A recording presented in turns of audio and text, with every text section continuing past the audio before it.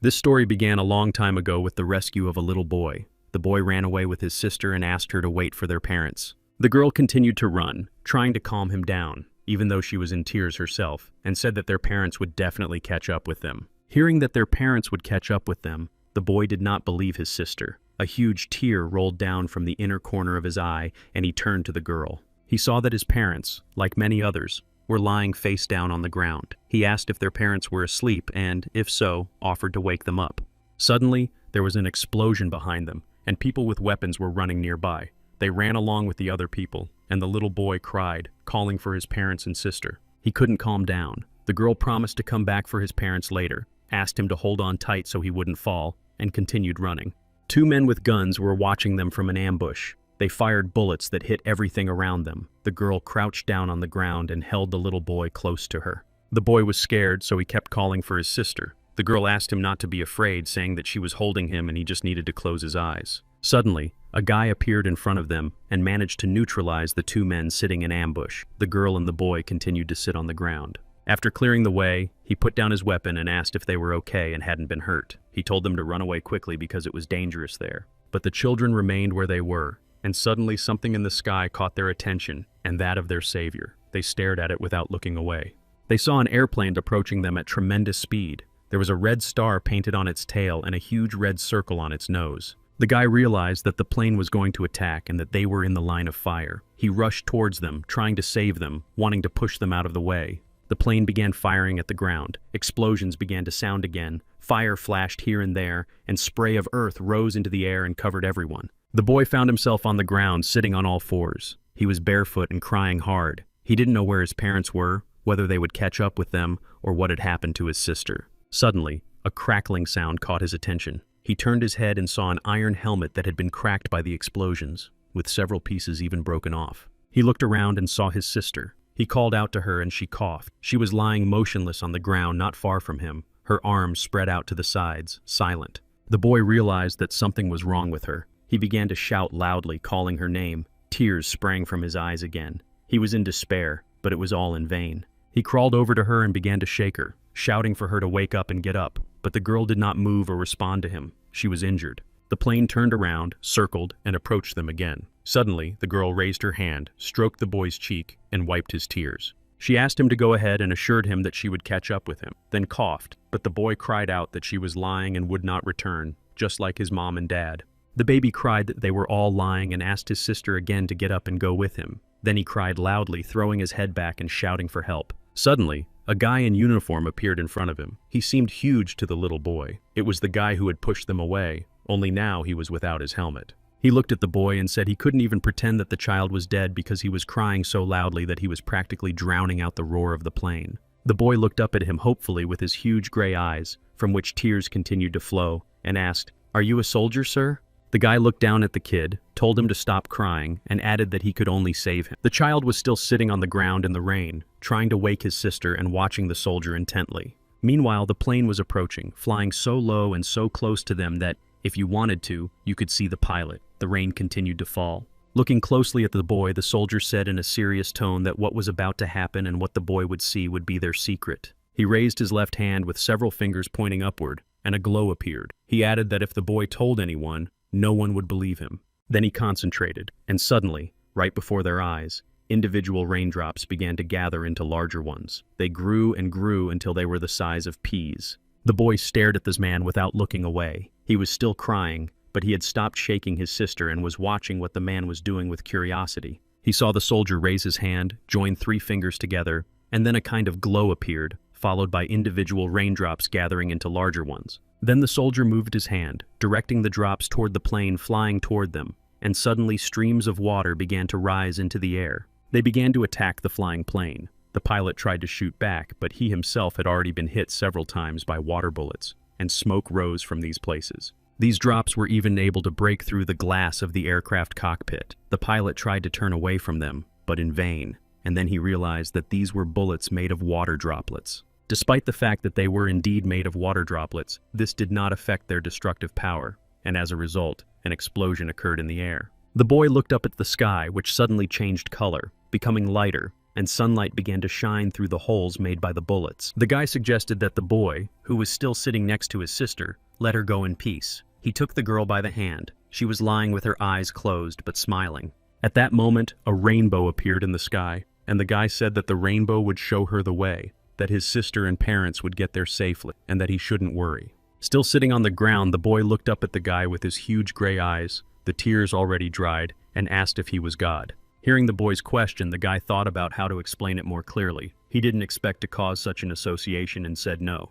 Then the child, still looking at him hopefully, asked if he was a tokaibi, meaning a legendary hero who had come to life and possessed eternal life. The guy thought about it, scratched his chin, and said that this option did not apply to him, that he was completely different. The boy sat on the ground and the guy stood and seemed huge to him. The guy seriously thought about how to explain it to the child in a way that would be understandable and not reveal too much about himself. Then he smiled and said that his name was Daos. The child was very surprised. He had already calmed down and stopped crying. He was very interested in this guy and said that he was a master. The guy was glad that the kid finally understood him and knew who the Taoists were and that he had stopped crying. He smiled and said his name was Chong Wu Chi. Nowadays, the events of this story begin with an introduction to DJ Chong Wu Chi, a video blogger who eats on camera and chats with viewers. He went on air and was greeted by his viewers. His peculiarity is that he adds the particle Wu to his greetings as part of his name and image. He broadcasted from his room in front of his computer, wearing a blue tracksuit, and the first thing he asked was if everyone had a good day. Many replied that their day had been better, but some were upset that he was wearing a tracksuit again, and John Wuchi asked what was wrong with it. People started writing to him to throw away the old suit because it was full of holes, but he replied that he couldn't get rid of something that had been given to him as a gift. Some suggested it was a gift from a girl, while others wrote that they would not date him. John Wuchi stated that it was a gift from someone grateful for being saved. The audience began to say that he was mocking them, and then demanded that he show his magic, and they saw that there was a spider hanging over his shoulder. Someone said that it was the tracksuit that attracted spiders, and Zhang Wuqi pointed his index and middle fingers at the spider. In a moment, the spider was trapped in a bubble of water. The guy turned to the audience and said that there was no magic involved, just the abilities of a Taoist. Some people said it was all computer graphics, some called it magic, and there were those who recommended that he participate in the BIT talent show. Continuing to hold the spider in the trap and without lowering his fingers, the guy replied that this was not magic, but only martial arts. Suddenly, something went wrong. The guy rushed to check the camera, indignant that everything had shut down again. The camera was out of order, and the spider fell onto the table. Without figuring out what had happened and without adjusting the camera, the guy was unable to go live again, and he leaned back in his chair in irritation, exhaling loudly. He would have sat there puffing with indignation, but his attention was suddenly drawn to an insistent and polyphonic demanding meow, though it was not unexpected. Chong Wuchi turned his head toward the window and saw 3 cats sitting on the sidewalk above the room where he was sitting. He called them the 3 Musketeers. Seeing them, the guy remembered with annoyance that he was supposed to buy them food, but had forgotten what he owed them, and he admitted this to them, while the cats licked their lips in anticipation.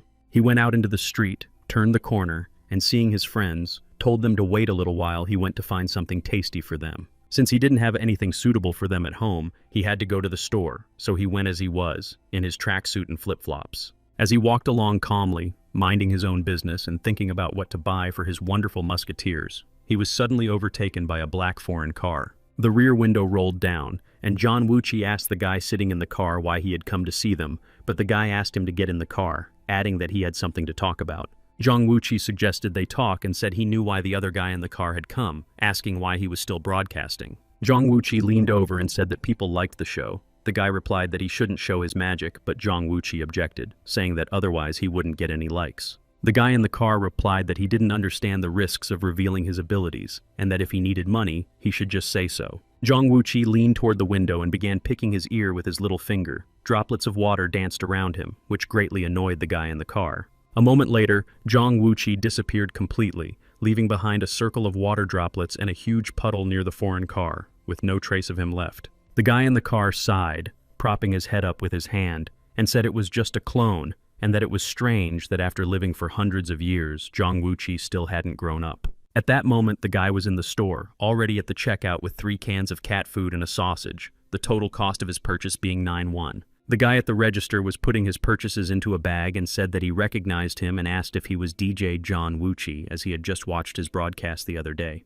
The guy smiled back, scratched the back of his head, thanked him, waited for his purchases to be packed, and said that it turned out he was already being recognized on the streets. Meanwhile, the cashier continued saying that he really liked the show that John Wuchi hosted, but there was one thing that upset him, and the guy asked what it was. The cashier gathered his purchases and said that the lack of a pretty girl ruins everything, and that if she appeared on the air, it could double the number of viewers. The guy thought about it, took the bag with his purchases, and already at the door, said that his show was actually about Taoist skills. Leaving the store, he came face to face with a girl and immediately asked her where he could find a pretty girl, in case she could give him a hint. The guy was a whole head taller than the girl, and when he looked into her huge eyes, he froze, his own pupils dilating to incredible sizes. The girl also looked at him with her huge blue eyes and, addressing him by name, said that she needed his help. Even though they were acquainted, John Wuchi did not recognize her. He continued to look at her with surprise, but still not recognizing her, he asked who she was. The girl was holding a document tube in her hands. She opened it and took out a scroll rolled up on 2 wooden sticks, asking if he recognized her now. The girl took out the scroll, which was tied with a bow in the middle and consisted of 2 connected parts, and when the guy saw it, he gasped. The girl breathed a sigh of relief when she saw his reaction and said that it was a relief for her. She asked if he remembered this thing, and he replied, of course, because it was his. Chang Wuchi seemed happy to see the girl and that she had brought him his thing, and asked with a smile how Chairman Kang was doing. The girl's face instantly became sad. She lowered her tear-filled eyes, brushed her hair away from her face, and said that Chairman Kang had died several years ago. It was clear that the girl's words had greatly upset the young man. He lowered his eyes, and they too became sad in an instant, and it seemed that the boy was immersed in memories. He remembered how they had met when, after the death of his sister and parents, he had met Khan, who had saved him from death, and he was deeply saddened. They stood near the store for a while, and the girl told him what had happened to the chairman and how he had been living lately. Then they left. They walked on, continuing their conversation. The girl was dressed in an elegant suit and ballet flats, while John Wuchi walked beside her in a tracksuit and flip-flops on his bare feet. They walked past houses and shops to the boy's house, where cats were already waiting for him, and he thought about how many years had passed since Kang had left. The girl apologized to John Wuchi for not telling him about Kang's death earlier, explaining that her grandfather had always told her not to disturb him. The fact that she was Chairman Kang's granddaughter was unexpected for the guy, and he asked again if she was his granddaughter, and she replied that her name was Kang Jin-hee. They walked part of the way chatting calmly, but at a turn they saw a monster jumping from pole to pole, and both were surprised. It was huge and powerful, its eyes flashing with fire, and it constantly bared its teeth. When it saw the guy and the girl, it froze, holding on to an electric pole with its hand. Both were surprised by this encounter. The girl was silent, watching the giant in fear. Zhang Wuqi asked her and himself what it was. Deciding not to linger on the pole, the monster jumped to the ground, tears streaming from its eyes, its mouth baring huge teeth. The monster was naked. The girl covered her mouth with her hand in horror so as not to scream. Zhang Wuqi remained calm but said that the monster looked terrible and dangerous even at first glance. Meanwhile, the monster did not hesitate. It landed on the ground, screamed, spread its clawed fingers wide, and ran towards the young people. On the way, the monster stopped and struck an electricity pole standing next to it with such force that it bent. Zhang Wuqi remained calm, but he kept his eyes on the monster, ready to repel an attack or attack himself at any moment. After dealing with the pole, the monster crouched down, leaning on the ground with its hands, and froze for a moment, looking at the young people. The monster's body was a mountain of muscles. It crouched down, still watching the young people but not moving yet. The guy covered the girl with his arm, stood in front of her, and told her not to stick her head out under any circumstances but to stay behind him at all times. Suddenly, the monster leaped up, pushed off the ground with its feet, and rushed toward them, spreading its clawed paws to the sides, growling and baring its teeth. However, Zhang Wuqi remained calm. He slowly put the bag of groceries on the ground and decided not to rush, but to wait until the monster came closer. The monster moved with lightning speed, but Zhang Wuqi remained calm, thinking what a big, strong guy he was. At that moment, the monster threw its head back and growled menacingly, its eyes still burning with red flames. It bared its teeth, and for some reason tears flowed from its eyes. Waiting for the monster to approach, Zhang Wuqi put his left hand forward, pointing it at the monster, and energy flows swirled around it. When the monster was a few meters away from the guy, something unexpected happened. He suddenly found himself in a huge bubble of water that held him back. Having immobilized the monster in this way, Zhang Wuqi froze the water and struck it in the head with his left hand, hoping to knock it unconscious. The ice did indeed immobilize the monster for a while, but its eyes still sparkled, its huge teeth were bared, and the monster was enraged. Chong Wuchi decided that he had dealt with the monster very easily. He yawned as if bored and reached for his phone, intending to take a picture of it. However, it wasn't that simple. The monster began to move, the ice on its face cracked, it growled, saliva flew from its mouth, and the guy was surprised. This was very unexpected for him. He continued to hold the phone in his hands but thought that the monster he had encountered was very unusual. However, apart from its head, the rest of the monster's body was encased in ice, so it continued to rage, its eyes flashing and saliva spraying in all directions. Standing in front of the monster with a bored look on his face, Chong Wuchi teased him, taking advantage of his immobilized position, and told him to try a little harder. Suddenly, a brilliant idea came to him. He thought, why not film everything that was happening and see how many likes such a video could get him? He turned to the girl, threw her his phone, and she barely managed to catch it. He asked her if she had seen his broadcasts, and she replied that yes, of course she had. Smiling, he told her to film everything in the action genre, so she needed to try to capture literally every frame. The girl was a little confused. She understood how crazy what was about to happen was, but said she would try to do everything. After settling all the issues with the filming, Chong Wuchi turned to the monster frozen in ice, unzipping his jacket and saying that now it was time to deal with it. Watching him, the girl tried to figure out how the broadcast was happening on his phone. She was nervous but figured it out and said everything was ready. Chong Wuchi began to warm up his arms and shoulders. The monster managed to free his hands and knee, but the rest of his body was still frozen in ice. However, he was surprisingly quick to free himself from the ice and, with an incredible roar, rushed towards the guy who stood calmly opposite him and simply said, "Let's go." Kang Jin-hee was able to figure out the broadcast and start the video. Chong Wuchi's fans soon received a notification that he had started a live broadcast. Viewers began to connect, and a monster appeared on the screen, walking towards the guy with flashing eyes. Comments flew in asking what kind of monster it was and saying that it looked like an action movie. Chong Wuchi stood calmly, his hands behind his back, waiting for the monster to approach, and said that he was not an expert in hand-to-hand combat. In the comments, people asked if the monster was real. Chong Wuchi dodged the attack, jumped forward, and said that the video was a combat action genre. He added that he would try to fight alongside the viewers. At that moment, the monster leaned forward, and the guy, standing above him, kicked him in the head. The monster did not expect such a trick from the guy, he howled. Tears spurted from his eyes, saliva flew from his mouth, and people in the comments began to write that it was an amazing place. The monster pushed off with such force that it broke the asphalt and rushed at the guy again. The guy jumped into the air and bowed before him, holding his hands behind his back. In the comments, people asked where this was. Someone replied that Chong Wuchi lives in Seoul. He bent down, holding his body on his left leg, dodging the monster's blow. His right leg was free, and he struck the attacker powerfully in the chin with it, while viewers wrote in the comments that this couldn't be true and that it was all fake. The monster was surprised that the guy managed to dodge his blow and strike him back. He howled, and people in the comments discussed which area of Seoul this was happening in. Chong Wuchi calmly brought his right leg back, standing with his hands behind his back. People discussed that he couldn't live in an expensive area. Trying to recover, the monster stood with his head thrown back. Suddenly, the guy ran up and, still holding his hands behind his back, jumped on his knee. Pushing off his knee with his right foot and left foot, he delivered another crushing blow to the head. The monster certainly did not expect such agility. Chong Wuchi landed after delivering these blows and waited to see what the monster would do next, while people in the comments wrote that now the most interesting part was about to begin.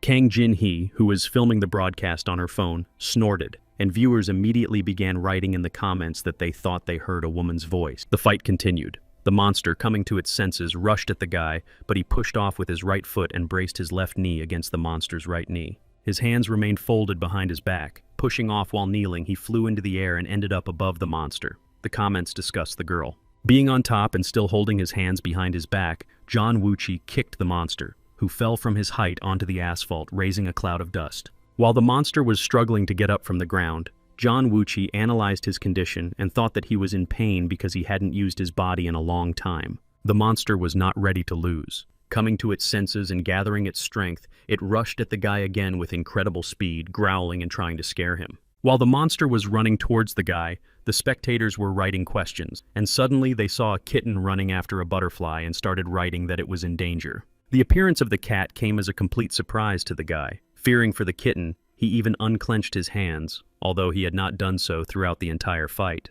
And while the monster was rushing towards him, growling fiercely, he sent his clone to save the cat. He simply could not allow the animal to be harmed. After making sure that his clone had saved the kitten, John Wuchi rushed towards the monster, throwing his left arm forward and casting a spell. They barely managed to pass each other, the guy's clone with the kitten in his arms and the monster, as the guy sent a spell of an icy spear straight into the monster's stomach. John Wuchi looked at the monster and held his left hand out in front of him, from which a white light poured out, and suddenly sharp pieces of ice began to hit the monster. It roared terribly, tears and saliva still flying in all directions. It was in pain and made sounds like the grinding of metal. A few moments later, its powerful, muscular body collapsed to the ground with an incredible crash right at the boy's feet. The monster was alive. John Wuchi thought he was amazing, moving after 6 blows with ice spears. He should be left alive and taken to the old man. Putting his hands in his pockets and leaving the monster lying on the ground, the guy turned to Kang Jin-hee and asked her if it had worked out well. She replied that it seemed so. Smiling, the guy asked for her phone and asked if he could take a look, and the girl handed him the gadget without taking her huge blue eyes off him. The broadcast was not over. Taking the phone, the guy saw that the fight was happening live and people were still writing comments and liking it. Seeing that it was live and that a lot of people had watched it, he was horrified, and instead of being happy, he was terribly upset. Covering his face with his hand, he began to shake his head from side to side, repeating that it was a failure. The girl became worried, apparently embarrassed by the guy's reaction. She asked him what was wrong, saying that he usually did the same thing, but the guy continued to shake his head and noticed that the monster was rising from the ground. While they were reviewing the broadcast with John Wuchi, Kang Jin-hee was caught on camera, and viewers saw her and began to write about what a beautiful lady she was. While they were dealing with the broadcast, John Wuchi stood in front of the girl to protect her, just in case, and saw that the monster had escaped and cursed in frustration. His thoughts about the broadcast and the escaped monster were interrupted by a phone call, which was very untimely, so the guy was in no hurry to answer. The phone lit up with the call from an old man. The guy was deciding which button to press to answer the call or hang up, thinking he had messed up. After dealing with the monster, John Wuchi went straight home. He should have returned long ago, because 3 hungry cats were waiting for him at home. And so he returned home after his adventures, and the 3 musketeers finally got the chance to enjoy their food and get the long-awaited pleasure. And after eating, there is nothing better than stretching out and sleeping, which is what they were going to do, especially since it was evening and the atmosphere was conducive to it. Kang Jin-hee went with John Wuchi to his house, and after dinner, the cats attacked her. One even climbed onto her lap, and the girl had to pet it. Another one climbed onto John Wuchi's lap, curling up, and she had to pet it too, while he silently glanced at the guy he had seen earlier that day. This guy was also present in the room, sitting on the floor in the lotus position with his hands folded in front of him and his eyes closed, looking extremely indignant. All 3 sat on the floor in silence, the only sound in the room being the purring of the cats. Each was thinking about something of their own, and no one dared to break the silence. Finally, the angry man began to scold John Wuchi, saying that he had warned him to be careful and not to reveal himself, but he went ahead and showed the fight live. John Wuchi began to justify himself, saying that it was just an accident and that he hadn't turned on the broadcast, but his interlocutor decided that this was no excuse. Still sitting with his arms folded across his chest, he turned to John Wuchi and said that from the very beginning, he had been against the idea of becoming a DJ. Suddenly, behind him, the wall burst into flames so high that they almost reached the top of the door. John Wuchi thought that Ogunyak should be more careful. At that moment, a gray cat approached them, its eyes burning amber and reflecting the fire of the blazing wall. Behind the angry man, the fire raged, and the cat approached him. He shouted that he had lived for thousands of years, but a guy like John Wuchi, but he didn't have time to finish. Because the gray cat approached him, lay down in front of him on the floor, put her head on his leg, and began to purr. He fell silent and looked at her in surprise. Then it sat down in front of him, placing its front paws on his legs, and looked at him intently, continuing to meow. The guy was still silent. After listening to everything the cat had to say, he picked her up and smiled. The cat stretched out her paw toward him, and John Wuchi, who was sitting nearby, just grinned. Kang Jin-hee, who was sitting opposite them, couldn't help herself either and burst out laughing. She even covered her mouth with her hand so that no one would notice her laughing. It seemed that the angry guy understood that it was just a cunning cat trick to make him stop being angry at John Wuchi. He grunted and coughed into his fist. He asked if the girl was Chairman Kang's granddaughter, and she replied that she was, introduced herself, and said that she had accidentally turned on the broadcast. She asked the guy not to be angry, adding that it wasn't his fault, but he stopped her with a gesture. At that moment, John Wuchi called him old man. Ignoring the guy, he looked at the girl and asked what kind of help she needed. The white cat was still sitting in the girl's arms. Next to the girl lay a piece of parchment that she had shown to John Wuchi. It seemed that the girl was about to tell him something, but she began to stutter. Seeing that the girl was nervous, Zhang Wuqi hurried to calm her down, saying that she didn't need to be afraid of the old man because he was much more reliable than he was. The girl replied that she didn't know how to address the guy, so he told her to call him whatever she wanted. Zhang Wuqi advised her to call him old man and smiled slyly. Kang Jinhee laughed, and this insignificant conversation seemed to relieve all the tension in the room, and she promised to call him senior. She picked up the scroll and said she had found them thanks to him, adding that after her grandfather's death, her family had fallen into decline. The company went bankrupt, and her father had to sell the branches and hide the family property to pay off debts and money for using cryptocurrency. She recalled the state her father was in when he had to do this, and the old man asked how he was able to find so much money if the business was ruined. Kang Jinhee replied that there were probably those who believed him and lent him money because they saw that he had sold everything he had to pay off his loans. So their family fell into debt bondage. Her mother seemed oblivious to everything that was happening. She reassured her daughter and said that everything would be fine now. At that very moment, the girl's mother fell under the influence of a cult. She constantly reassured her daughter, saying that they had faith, but it didn't help. The guys listened attentively to the girl, and they became increasingly gloomy until finally, Zhang Wuqi said that debt is terrible, but obsession with a cult is worse. The girl lowered her head, her eyes filled with tears, and said that her mother spent all her time praying and only came home once or twice a week. Finally, she put the scroll on the floor and said that after her grandfather's death, her father had not touched the scroll, but people had begun to show great interest in it. She added that many people offered a lot of money for it, and she decided to return it before her father sold it. He himself ordered it to be given to the master before it was too late. After telling this, Kang Jinhee handed the scroll to the old man, who still had a gray cat sitting on his lap. Each of them had a cat sitting on their lap. The old man opened the scroll and said that such excitement was probably due to its content. Zhang Wuqi said the work was excellent and asked what was wrong with it. The scroll contained a drawing. The old man studied it for a while and said that it was full of pretentiousness and looked trivial. Zhang Wuqi said that the buyers were blind because they couldn't see what they were going to buy. The old man nodded thoughtfully as he continued to examine the drawing. Zhang Wuqi suddenly lost his temper, snatched the scroll from the young man's hands, and said that if he didn't like it, he would take it for himself. The young man asked if it was his work. The young man remained silent, and then the old man replied that he had doubts about it, so it was unlikely that there were people who really knew the purpose of this item. Suddenly, Zhang Wuqi asked who was interested in the scroll, and she replied that it was the members of the sect who had taken her mother and those who had lent money to her father. The girl looked down sadly and added that there were also those who said they would pay off her uncle's loans, and they were also interested. Then she hesitated, and the guy guessed and asked if the monster they had encountered that afternoon was also interested. But the girl replied that she knew absolutely nothing about today's monster. She had only encountered it on the way here and had never seen it before. The old man looked at Zhang Wuqi and said that first of all, he needed to find out what the scroll was, and said that the guy surely knew because he had drawn it himself. Then Zhang Wuqi said he would guide the old man and unfolded the scroll on the floor in front of them both so that everyone could see what was depicted on it. Then he stood up and told the old man that his inspiration was the taste of hot mocha, and asked what kind of coffee the girl liked. She replied that she didn't need coffee. The guy said okay, and was about to leave the room to get coffee, clearly intending to step on the scroll. When he lifted his foot and was about to step on the scroll, a funnel of energy appeared beneath him, but it was not visible from above, only from below. And when he stepped on the scroll, energy began to break through it, but the old man and the girl looked at Zhang Wuqi, and he said he was leaving. They noticed that something was happening when the guy had already fallen into the space of the scroll, and the white cat jumped off the girl's lap and jumped towards him. All she managed to see was the top of the boy's head. The cat began to meow loudly to call him back,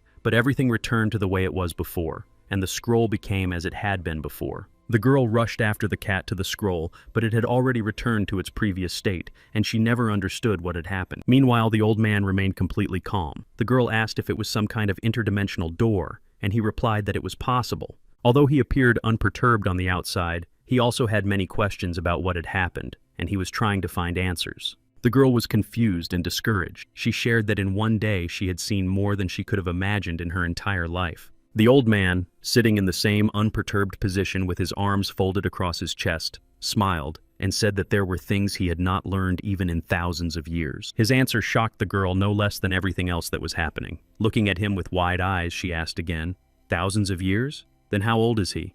But the man did not answer. Instead, he said that if she wanted, he could ask someone to watch over her family, not for surveillance purposes, but for protection. The girl lowered her eyes and said shyly that, in her opinion, she had already caused enough problems for Zhang Wuqi and he was still offering help. But the old man looked at her kindly and replied that she should not worry, no matter what problems she had caused, Zhang Wuqi would surpass her 100-fold. As soon as he said this, Zhang Wuqi jumped out of the scroll, holding 2 cups of coffee in his hands, and indignantly asked if they were talking about him. As the guy climbed out of the scroll back into the room, the old man looked at him seriously and said that he was very perceptive. The guy sat down next to the old man and handed him a cup of coffee. The old man asked where the scroll came from, and the guy replied that he had created it himself. Taking the coffee and taking the first sip, the old man asked how Zhang Wuqi had created this list. He wanted to know in great detail. At that moment, the young man handed another cup of coffee to the girl sitting opposite him, turned his head toward the old man, and said carelessly that he didn't know. The old man looked away from his favorite drink and looked at the guy indignantly. After a pause, he asked if the guy was making fun of him. But Zhang Wuqi just spread his arms and said that it was the truth, that he really had created it himself, but he didn't know how he had endowed it with such abilities. After that, the old man asked the next question. Did the young man have any idea who might want to get hold of this list? The young man thought for a moment. He looked at his friend seriously and at the same time somewhat confused, and honestly admitted that he had no idea who might need it. Seeing that there was no point in asking Zhang Wuqi, he began to think hard and told them they would need clues to track down those who were hunting for the scroll. Suddenly, Zhang Wuqi had what he thought was a brilliant idea, which he hastened to share with those present. They looked at him questioningly and waited. He showed them his phone and said with a big smile that the essence of his idea was to start a live broadcast and thus attract the monster. Zhang Wuqi went live, showed the fight with the monster, and announced that he was looking for the scoundrel who had destroyed everything and fled from responsibility. He showed what the monster looked like up close and asked if anyone had seen it to write in the comments. There were many comments, but none were relevant. He showed footage of the fight with the monster over and over again, urging viewers to leave comments if they had encountered it, but they doubted that it was true. The old man's assistant played his video on the internet and asked how Zhang Wuqi could have survived if he was really so powerful and scary. Meanwhile, the guy was watering flowers in his office and consulting with her about what they could do if they couldn't destroy the monster. The girl asked if he thought it was impossible to destroy the monster by separating its head and body, and the guy asked how to do that if it could change its appearance. The girl said that the moment when the monster appeared in the video had been corrected. Civilians who saw the whole wall at the scene of the fight believed it was CGI and left. She wanted to tell him that they had contacted the locals and told them to keep their mouths shut, but the guy interrupted her and asked what else she had to say. The girl checked her notes and said that he still had a meeting today with the secretary of the Ponson group, Yu Jin. She found information for him about the Kana family, who were much more influential than they thought, and she believed that the collapse of the house was a planned attack. After listening to her, the guy told her to select only those people who were related to the Zhang Wuqi scroll, but the girl said they couldn't do that. This information interested the guy. He turned and asked his assistant if she wanted to say that all members of the Kang family were involved in this.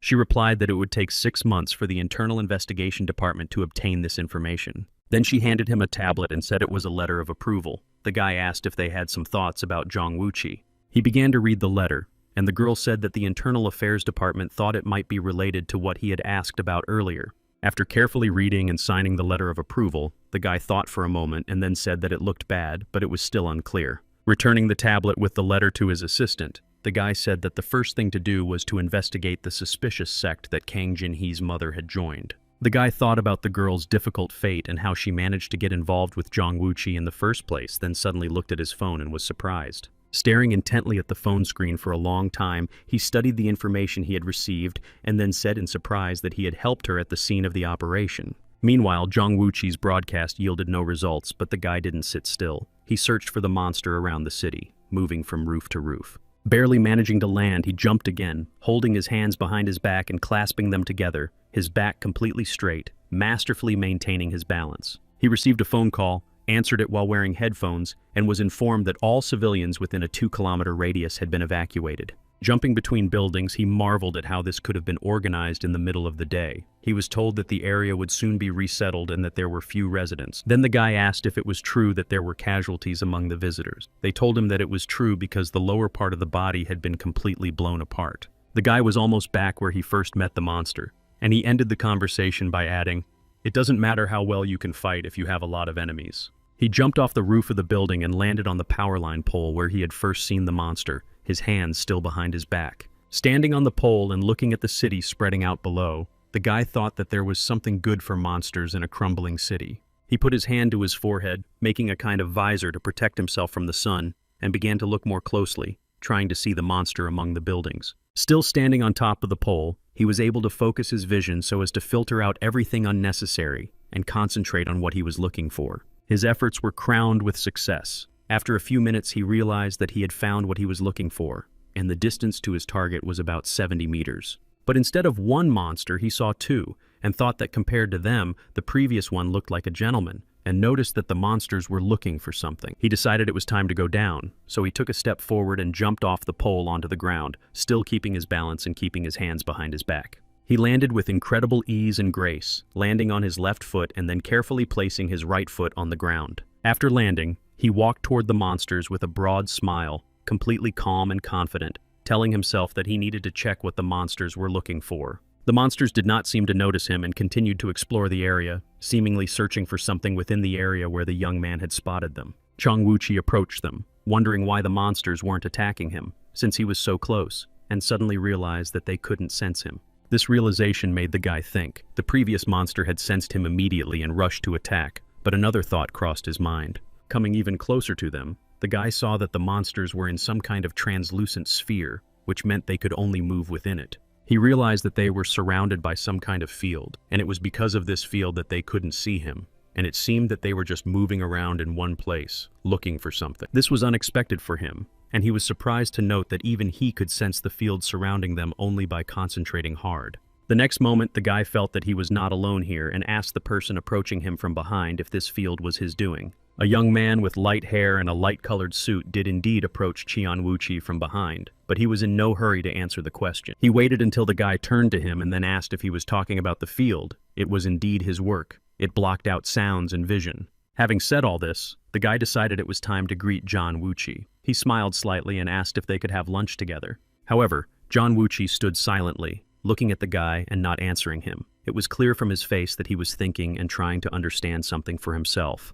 The guy, a little confused, replied that he had heard somewhere that it was customary to introduce oneself in this way in this country and asked if he had done something wrong. Chang Wuqi replied that this was true, but that this was not the situation at the moment, and thought that perhaps the guy was a foreigner who had not heard that another one had joined them. It seemed that the blonde man had heard Chang Wuqi's thoughts or read them on his face, so he said that the guy seemed interested in who he was and called him by name. They stood facing each other, the blonde with his hands behind his back and Chang Wuqi with his hands in his pockets, and asked how he knew him. He replied that he had seen his stream.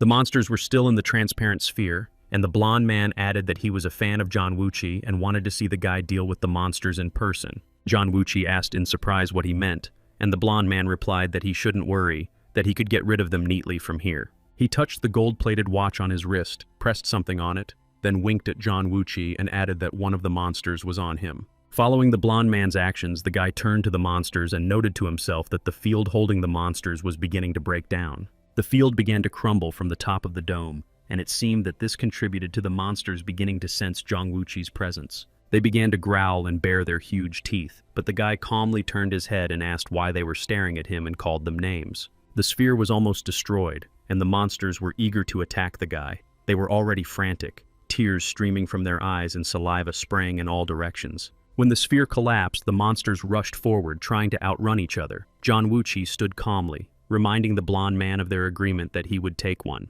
The guy looked at this blonde standing in front of him, and suddenly he disappeared in a second. The guy only had time to wonder where he had gone when the monster was already in flight.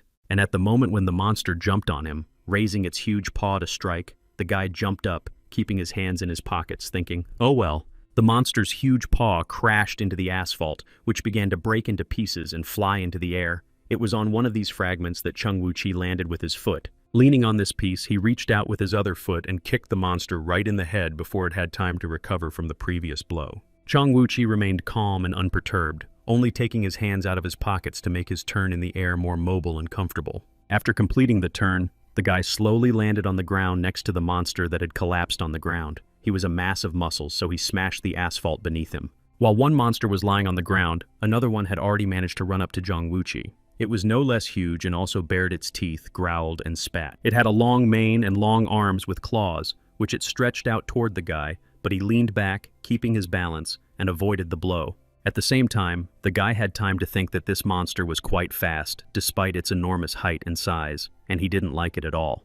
He crouched down and jumped back from the spot where the first monster had attacked him, thinking that these monsters were much stronger than the previous one. A brilliant idea came to his mind. He decided that the monsters should be separated first, so it would be easier to fight them, and he started to run. They chased after him, and the guy suddenly jumped up sharply near the building, his hands still behind his back. The four-armed monster rushed after him. The guy ran along the wall, pushing off from it even though it was vertical. The monster kept up with him, aided by its four-clawed arms and tenacious legs. Another green monster remained on the ground, raising its head to watch them, and the guy thought that with its huge fists, it couldn't keep up with them. But just as he thought that, the monster threw back its head and roared so fiercely and so loudly that its roar could probably be heard throughout the city. When the roar sounded, the guy was already on the roof and didn't hesitate. Literally a few moments later, the four-armed monster was on the roof. Without thinking twice, Chong Wuchi rushed forward, jumping from building to building, leading the four-armed monster away from his companion with the huge fists.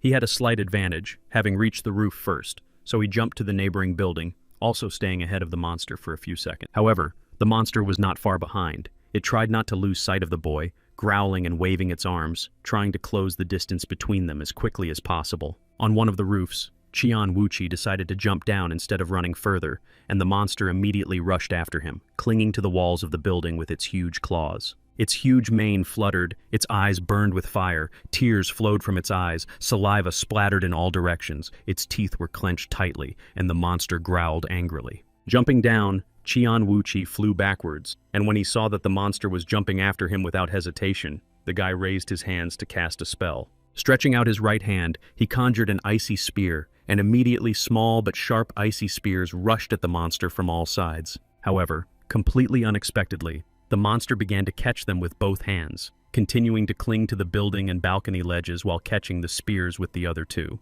By this time, Chong Wuchi was standing on the ground watching the monster's actions in surprise. The guy was clearly not prepared for it to be so intelligent. Meanwhile, the monster, holding the ice spears in its hands, approached the ground, moving very quickly and nimbly despite its size. Seeing that his spear trick had not produced the desired result, the boy raised his left hand and began to cast a new spell.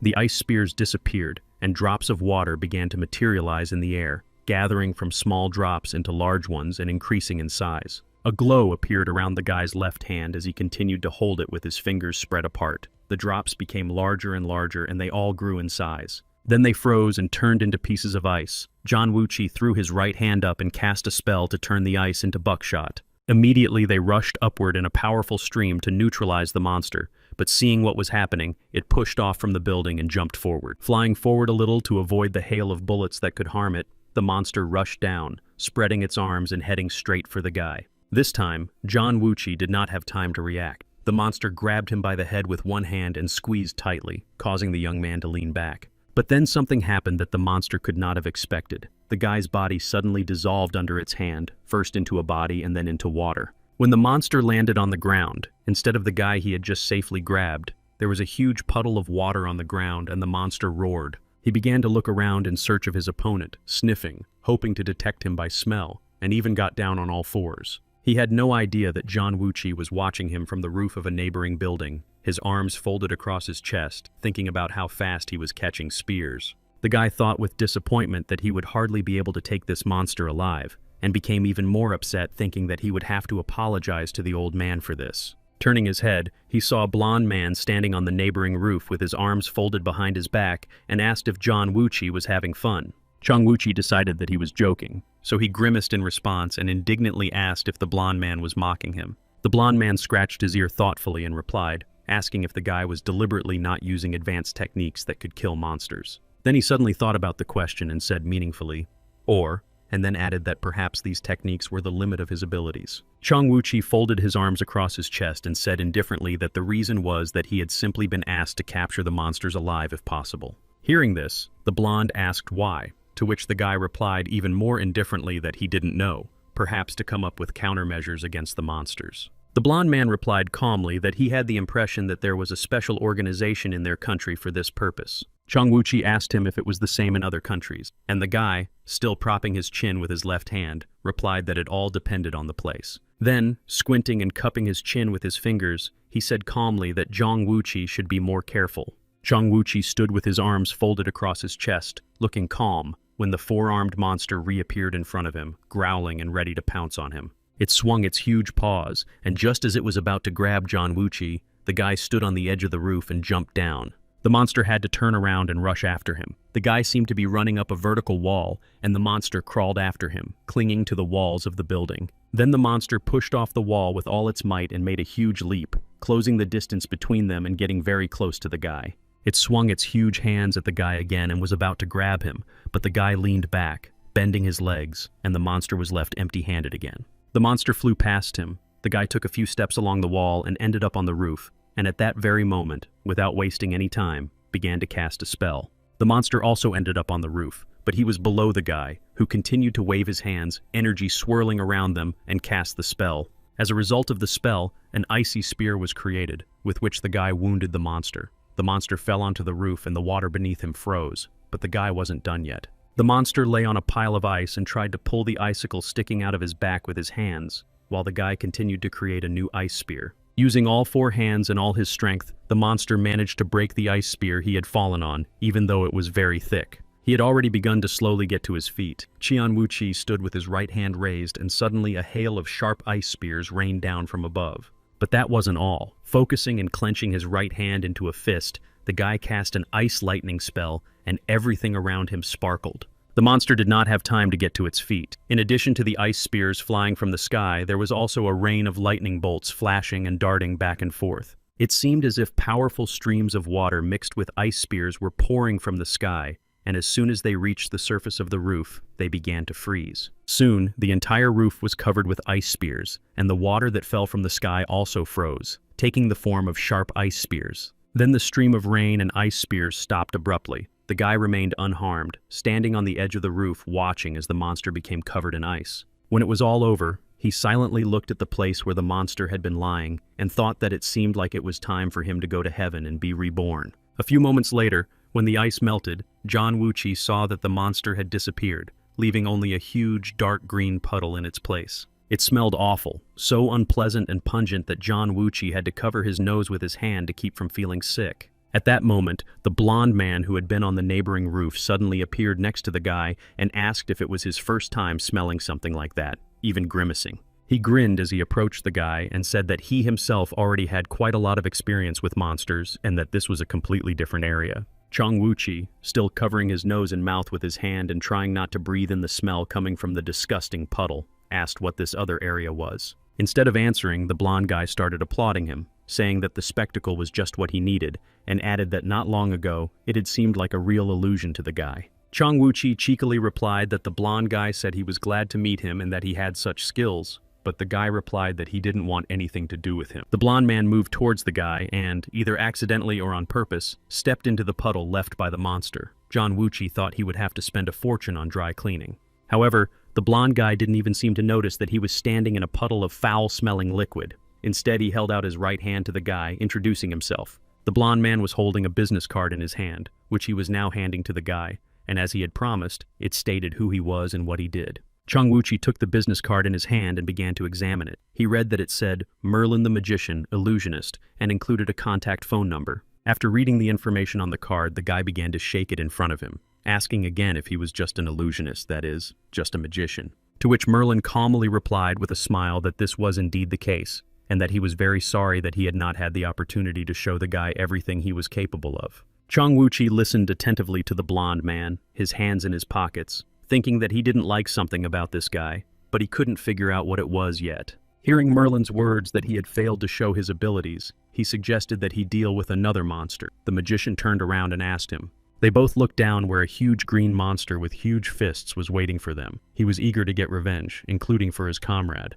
Merlin smiled and said that he had indeed forgotten about the second monster. Chong Wuqi thoughtfully bowed his head and waited for the mage's answer. Merlin slowly raised his hand, snapped his fingers, and waves of energy swirled around him. He said he could easily deal with this monster. The monster was tired of waiting. The longer he had to wait, the stronger his anger grew, and the more ferocious he became, growling incessantly. Merlin straightened his right arm and continued snapping his fingers, beginning to cast a spell, while casually putting his other hand in his trouser pocket. The guys watched the monster standing on the roof. After a few moments of magic, the monster lost its head. John Wuqi was surprised and asked how the magician did it.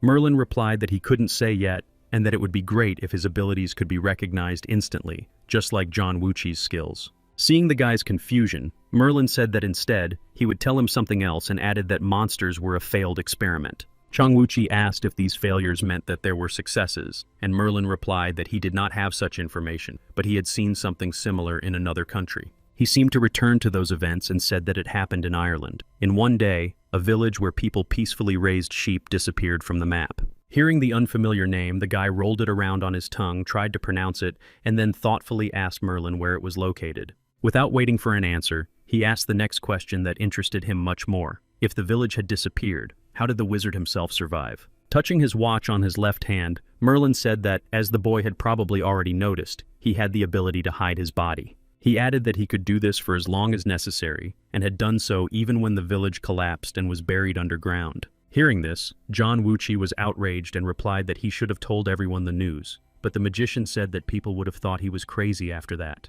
The young man stared silently at the illusionist for a few seconds, trying to comprehend what he had heard, until he finally asked if he had simply left people to die. The magician replied that he was weaker than he seemed and had begun an investigation. If it had been done on purpose, the organizers should not start destroying everything indiscriminately. He added that he had researched the monsters, which he had learned about from people who had escaped from there and were tired of suffering, but he had not asked the monsters who had ordered the attack. He concluded his story by saying that he did what he could at the time and then forgot about everything and did not encounter anything similar until he learned about it. The guy was surprised that the magician had found out about him from somewhere, so he asked where, and the magician replied that it was from recommendations. He had just posted a new video on his channel. He filled the live stream while the guy was fighting the monster and said he couldn't believe he would see something like this in Asia, especially on a broadcast, and said he was the same. He looked intently into the guy's eyes and said that an ordinary person was not capable of such a thing, but the guy cheekily replied that he didn't want to get involved with him. Merlin leaned on the railing and said that maybe someone was conducting new tests now, that he might have missed something, but he didn't have any thoughts yet. Chang Wuchi asked how he could have no ideas when he knew so much about monsters, and the mage replied that all monsters are completely different, and their abilities are also different. The more the guy listened to him, the more questions he had for the mage. He couldn't understand why the mage was saying he knew some things but not others. He thought about it, not that he wasn't interested in monsters, but research and mass production were different approaches, and if something went wrong, there would be trouble. Seeing that the guy was lost in thought, Merlin decided to distract him, saying that he had already told him everything he needed to know and would like to get answers to his questions. Looking at the birds chirping on the wires, Qian Wuchi told Merlin that he hadn't told him about their lair yet, but the magician replied that he didn't know himself and didn't want to lie. In response, the magician asked him how the guy managed to change his location and added that he didn't think it could be levitation. The young man wanted to say that he should not talk about his abilities. Then he decided to ask Merlin a question. Perhaps he was also interested in the scroll. Hearing the boy's question about the scroll, Merlin asked again what scroll he was talking about. It seemed that he was really hearing about the scroll for the first time. Chang Wuchi snapped his fingers, and behind him, the scroll unfolded. It looked like a black rectangle as tall as him. He pointed at it and said so. After showing Merlin the scroll, the guy watched him closely, waiting to see any reaction on his face that would give him a clue. However, Merlin showed no visible interest in the scroll. He looked at the guy with a direct, open gaze which aroused suspicion. He became curious about what was behind the guy's back, leaned over to look and said, "Maybe it's for moving between dimensions," and replied, "No, I don't think so." Then he looked up at the guy with eyes that clearly showed surprise, admiration, and interest, and asked how he did it. Still holding the scroll open, Qian Wuchi meaningfully raised his index finger and said, "No," adding that he would remain silent. He looked at the mage, trying to remember his answer when he asked about the monster, and added that they were not close enough yet, which seemed to be what he meant. When the fight with the monsters was over, John Wuchi went home and went on the air. It lasted more than an hour, and people discussed what had happened in the comments. While the guy was opening a can of soda, those who had just joined the broadcast asked what had happened, and those who had been there from the beginning explained and gave their assessment. When the can was finally open, John Wuchi took a few sips with relish, continuing to follow what viewers were writing in the comments. Having quenched his thirst, the guy put the soda can on the table and said he had planned to explain everything to them, but they had already jumped to conclusions. He added that one person couldn't do anything, and asked if they knew how many research centers there were in Korea. People started writing that they knew. Putting his foot on the chair, the guy told them to get it out of their heads and added that the girl who was recording last time was in danger. People began to ask who the girl was, assuming that the producer and the guy asked what was wrong. Why was it strange for them that someone could stream with him? He started to get angry at the commenters. His left hand began to shake, and he said that none of it mattered, that he couldn't come to their house to calm them down. People wrote that they wanted to take a photo with him. Someone wrote that he had his own CGI team, but the guy got upset and started saying that it wasn't true. Someone wrote that the atmosphere on the air today was completely crazy, and John Wuchi clearly agreed with him. Everything today was somehow not going according to plan. Suddenly, someone in the comments asked if he had a video with the informant, and others picked up on it and started writing that yes, they needed the video. John Wuchi was already getting seriously angry, fed up with these empty questions. He grabbed the table and someone wrote, "Look, he's going to hit the table." Instead of hitting it, the guy raised his hand to a can of soda, and the liquid inside began to rise. People started writing and asking what it was. Meanwhile, the drink kept rising and began to take the form of a monster made of liquid. People started writing that it was a hologram. The angry guy showed them this monster made of soda. He held it with his hand and told them to look, saying that this is what they call a zombie. With his other hand, the guy began to create a second figure out of the liquid, saying that this was the one who told him that zombies were a failed experiment. In the blink of an eye, he formed a person out of the water who looked exactly like Merlin. People wrote with admiration that the modeling was magnificent. Suddenly, he saw someone ask in the comments if the second figure was Merlin, and the guy asked if the commenter knew him. People began to respond that of course they knew him, because he was the famous wizard, the white magician Merlin, who had taken over Ixid that day. The guy heard about Ixid for the first time, was surprised, and asked the commenters to explain what Ixid was. Someone wrote that the guy should Google it. The figures on the table remained standing without his help, and he scratched his head and asked how it was read. Someone was able to explain that Ixid is an Anglo-American streaming platform where streamers are invited and they have a prize fund. Someone remembered that the winner of the first season was an adventurer and was given access to dangerous places, so they also gave him all the necessary equipment. John Wuchi suddenly became noticeably sad, threw the little man from the soda can off the table right onto his trowel and said, "So that's how it is." Then, pointing his index finger at the second figure of Merlin the wizard and preparing to knock it off, he asked if the winner was a foreigner. People replied that this was indeed the case and warned him that if he started advertising Ixid, he would be banned from the platform where he posted his videos. Annoyed, he threw both figures off the table, splashing his tracksuit, and said, "Well, okay," but they asked him to show them something else. Completely saddened by the bad news, John Wuchi sat with his cheek propped up on his hand and asked in a hopeless tone what exactly they wanted him to show. His mood changed dramatically, and he asked if they really wanted to see him. Someone replied that they wanted to meet not him, but the female producer. Someone else in the comments advised him to go on a tour around the country and show it in his videos. The guy latched onto this idea and thought about it for a moment. Then he leaned over as if trying to find something under the table, stuck out his tongue, tilted his head, winked, and seemed to be about to do something mischievous. Smiling, he took his scroll from under the table, showed it to the camera, and said that he had something else very interesting for them today. Then he got up from his chair, walked over to the door, unfolded his scroll completely so that everyone could see it, and showed it to the audience. Smiling, he asked them to write in the comments where in Korea they would like to go. Someone wrote that they would like to go to the moon. People didn't understand what was going on and why the guy had taken out the scroll and was asking such questions, but he asked the commenters to be more serious. In the next comment, someone wrote that they would like to go to the top of the Namsan Tower. John Wuchi replied that there was no place he couldn't go. People started writing in the comments that it was all a lie, that the guy was deceiving them, but he put the scroll on the floor and picked up his phone to show them everything. Then he turned the phone camera on himself and smiled, saying that they shouldn't ask him to do that on the next stream. Someone wrote, "Come on already." 7,500 viewers froze in anticipation as the guy lifted his foot over the scroll spread out in the middle of the room. The guy stepped on it and fell through. Everyone saw the glowing rectangle of the scroll lying on the floor in the magical space where the guy had fallen. Sitting in front of their computers, viewers couldn't believe that this was really happening. The broadcast continued, and there was no doubt that this was real. Right in mid-flight, John Wuchi smiled, turned the camera towards himself, and asked if everything was okay, if the broadcast had stopped, and if anyone was writing that they were scared. The flight continued,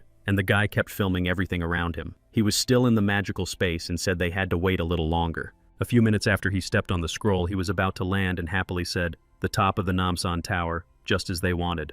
However, something went wrong. The guy was indeed flying towards the tower, but the trajectory of his flight shifted slightly, and he was not supposed to land on the tower. Since the broadcast was still ongoing, viewers saw his eyes wide with horror and his hair blowing in the wind, and they could clearly hear his piercing screams. The guy was flying down, someone wrote admiringly that he was flying, someone asked if he was falling by accident, and the guy was getting closer and closer to the ground. The viewers watched the broadcast and his movements without looking away, and the guy flew down without slowing down, thinking that it wouldn't be long before he died. Since the broadcast was still going on, John Wuchi wanted everything to end spectacularly and the viewers to be impressed, so he began to ask, "Come on, open up faster." At that moment, he addressed his scroll, asking it to open in the right place so that he could land safely. The scroll safely opened right in front of him, and John Wuchi breathed a sigh of relief, not forgetting to film everything that was happening on camera. A few moments later, he safely fell into the rectangle of the scroll and found himself back in the magical space.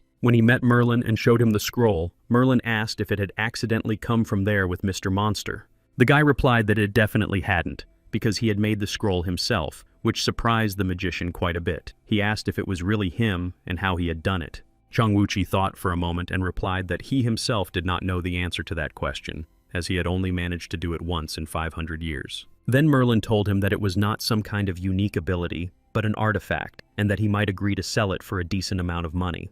The young man replied without hesitation that the answer was no, and the magician asked what he thought about a commission for producing similar artifacts. Zhang Wuqi said he wasn't interested. Lately there had been a lot of people curious about the scroll, and he raised his fingers to get him to focus. Looking at the mage, he said that he had encountered the first monster after using the scroll, and if the mage knew anything, the guy would share the secret of how to make it. The mage closed his eyes regretfully and said that he had encountered this artifact for the first time, so he had nothing to say, but if he found out anything, he would pass it on to him. Zhang Wuqi remained silent in response to the remark, thinking to himself that if he managed to get information from even one piece of paper, he would be grateful. As he flew to the tower, he had time to think that with the help of the scroll he could go anywhere, but now he could not leave Korea. He also thought that he could try to go somewhere further away, but that would be very risky because it could cause complications with the subspace. As he approached the room, he thought that if an ordinary person picked up the scroll, nothing would happen to them, but someone like him could get lost in space. Finding himself in his room and unprepared for landing, he fell face down on the floor and wondered why everyone was so eager to get their hands on this scroll.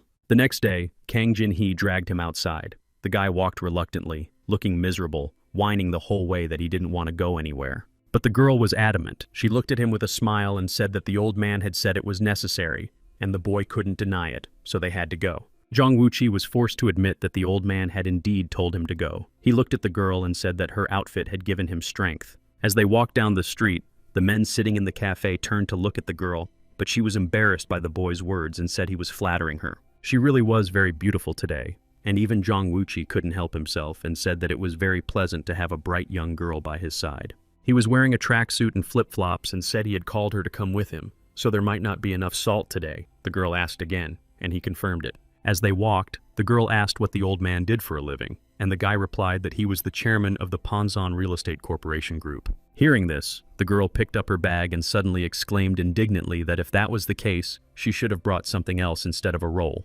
Zhang Wuqi did not understand her reaction to the information about the old man and the gift, and asked what she should have brought. The girl replied that she should have brought something alcoholic. After listening to her, the guy laughed sincerely and waved his hand, saying that people like them just need to breathe and she should get it out of her head. In response, Kang Jin-hee asked in surprise if there were others like them. The guy replied that of course there were, and the girl asked how many there were. The guy said there were many, and the whole world would know about them, but the master keeps Korea closed. The girl asked if it was probably so that people wouldn't find out about the others. The guy replied that he probably thinks that if people like him start walking around the world, innocent people could get hurt, so it's important to prevent harm. So they walked and talked until they came across a white foreign car parked near the sidewalk. As they passed by, Zhang Wuqi looked at it. When they reached this car, a tall girl in a white suit with short hair suddenly got out of it. It was the old man's secretary. She greeted the young people, and Zhang Wuqi asked if she was from the Yu family because her face looked familiar. The girl introduced herself. She said her name was Yu Jin Ah, and that she was the secretary of the chairman of the Ponson group of companies. The guy replied that their family had had the same face for the last 500 years. However, the assistant did not respond to his remark. She greeted Kang Jin-hee, and the guy asked if it seemed like generations had been taught to dislike him. She opened the back door of the car, bowed, and said she had heard many stories about him as a child, that she was not ignoring him, and invited him to sit down. Zhang Wuqi and Kang Jin-hee sat in the back seats of the car, and after a while the foreign car took them to the Tangung residence. As soon as they entered, Yu Jin grabbed a bowl of salt and started throwing it at Zhang Wuqi. He shouted that they hadn't seen each other in so long, and she immediately started throwing things at him. A powerful woman standing next to Kang Jin-hee shouted that it was an ancient tradition to purify bad things that were brought into the house with salt. Kang Jin-hee looked up in horror at the woman, who was a whole head taller than her, and asked if she should be sprinkled too. The woman turned to her, looked at her seriously, and replied that since she had come with Zhang Wuqi, she would also have to be sprinkled. The woman looked at the girl seriously for a while, watching her reaction, then suddenly laughed loudly and melodiously, which greatly puzzled her. She said that Zhang Wuqi had recently come into contact with something unclean, referring to his fight with the monster, and therefore he needed to be thoroughly cleansed with salt. After that, the girl dared to say that, as far as she remembered, the god of the hearth, Chauvin, was associated with the kitchen, and asked the woman if she was by any chance that very Chauvin. The goddess looked at her and said that was indeed the case, and the girl added that it was customary to leave rice and flatbread for this god, which her grandmother sometimes did. After listening, the woman replied that she was already very tired of these flatbreads because she couldn't stand them, and the girl, embarrassed, covered her mouth and apologized. The woman looked at her and said that everything was fine, that she had nothing to do with sacrifices, and that she should only be in charge of the houses. The girl objected that she was a goddess, but the woman replied, watching as they generously sprinkled salt on Qian Wuqi, that she could not be called that because she had lived in the world for a long time, just like him.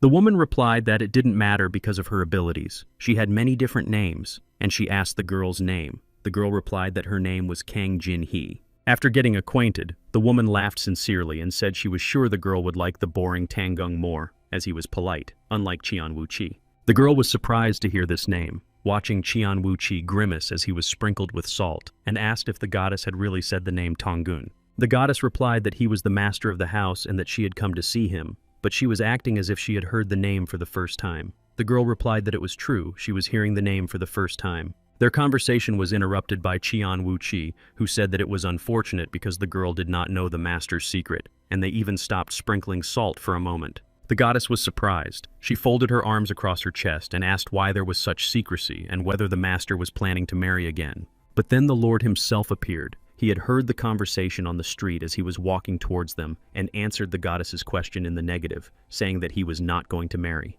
After that, the four of them went into one of the rooms, and the goddess said she thought something had happened. If the girl was not a bride, why hide her identity? He turned and asked her what good it would do her to prevent him from marrying. The woman smiled and said that it was fun, as she didn't often get to tease him. Listening to their argument, Zhang Wuqi was frankly bored, propping his cheek up with his hand, so he decided to ask directly why they had been called and asked them to explain quickly. The gentleman looked at him and said they would discuss contributions to the children's entertainment industry and what he was thinking when he showed the scrolls in the stream. Zhang Wuqi turned to look at Tangun and was extremely surprised to learn that he had been watching his stream. Everyone at the table froze, waiting for the continuation.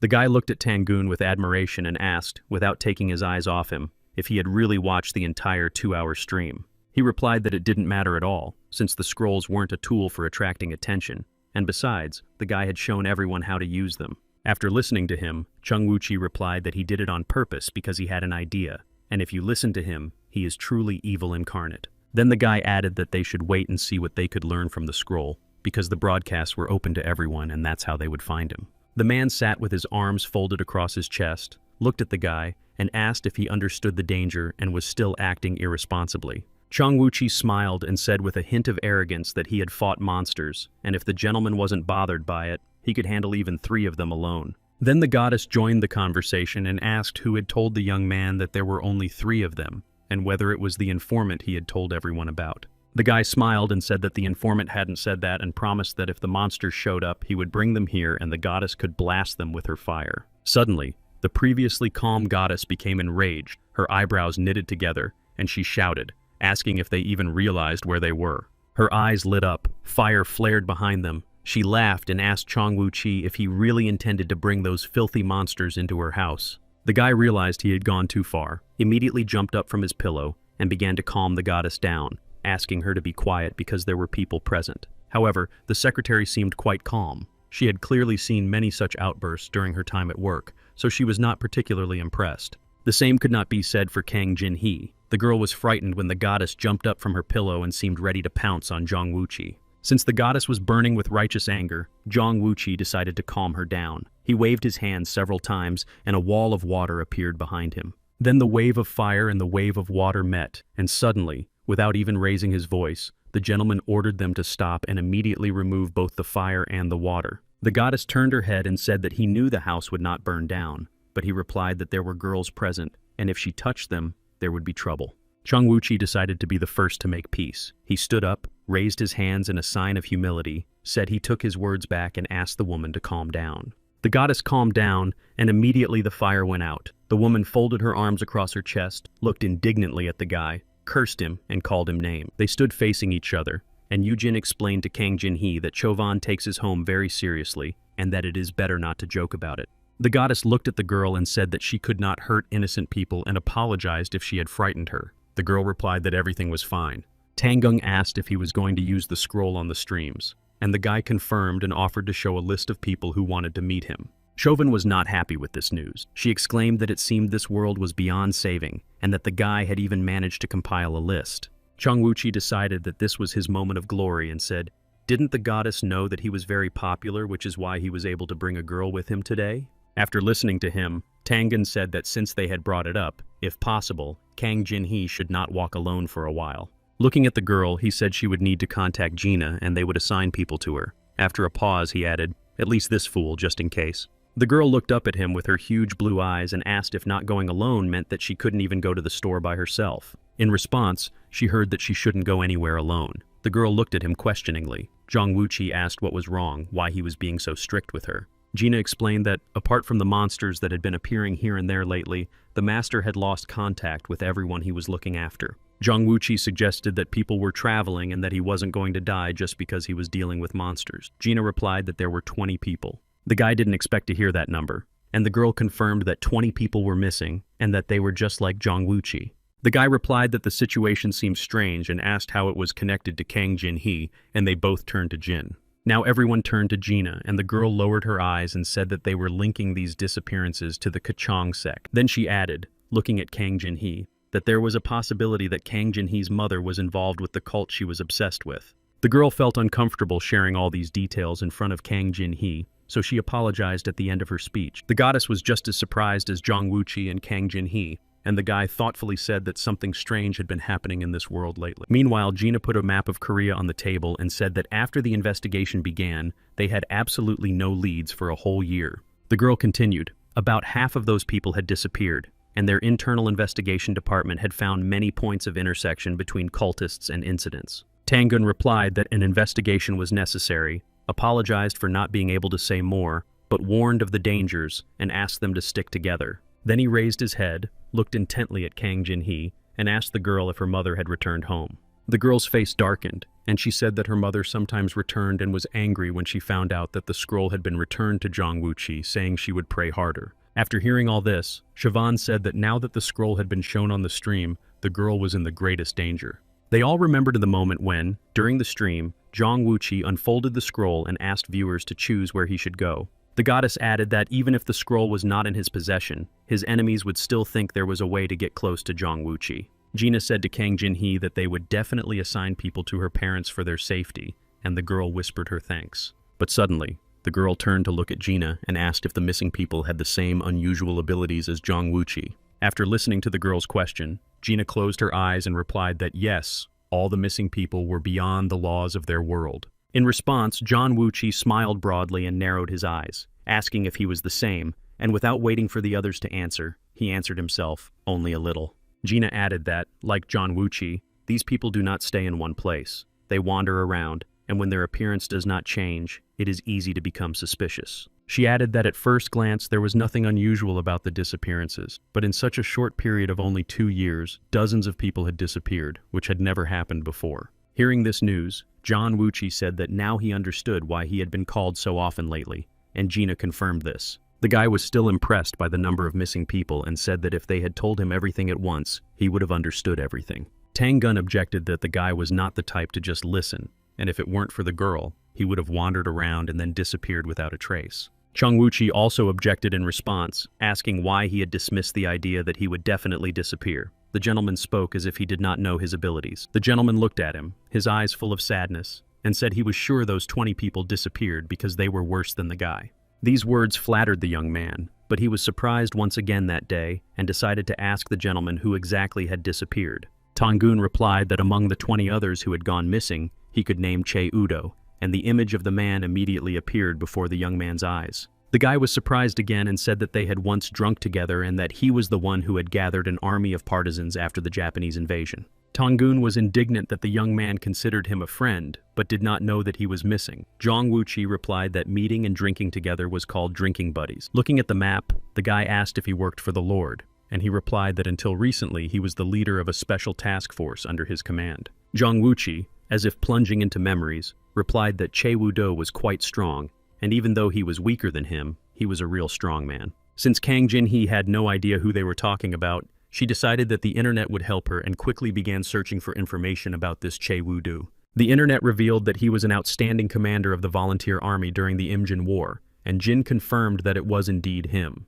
Then she laughed and added that according to history, he had died long ago. Kang Jinhee, not believing her eyes, asked how that was possible. Gina looked intently at the girl, then at Zhang Wuqi, and replied that the guy was also with them now in good health, so she couldn't help but agree. Tangun continued, saying that Che Udo had recently disappeared and that the boy and girls were also in danger, so he wanted to call everyone together to report on the situation and ask for help. After listening carefully, Mr. Qian Wuqi smiled and said in a fawning tone that there was no one else who listened to the master better than he did. At this point, the goddess couldn't keep quiet. She clicked her tongue, grimaced, and said that he was a 500-year-old child who had practically lost his mind. The guy, of course, did not leave this remark without comment. He made a grimace in response and asked if his friend would never calm down.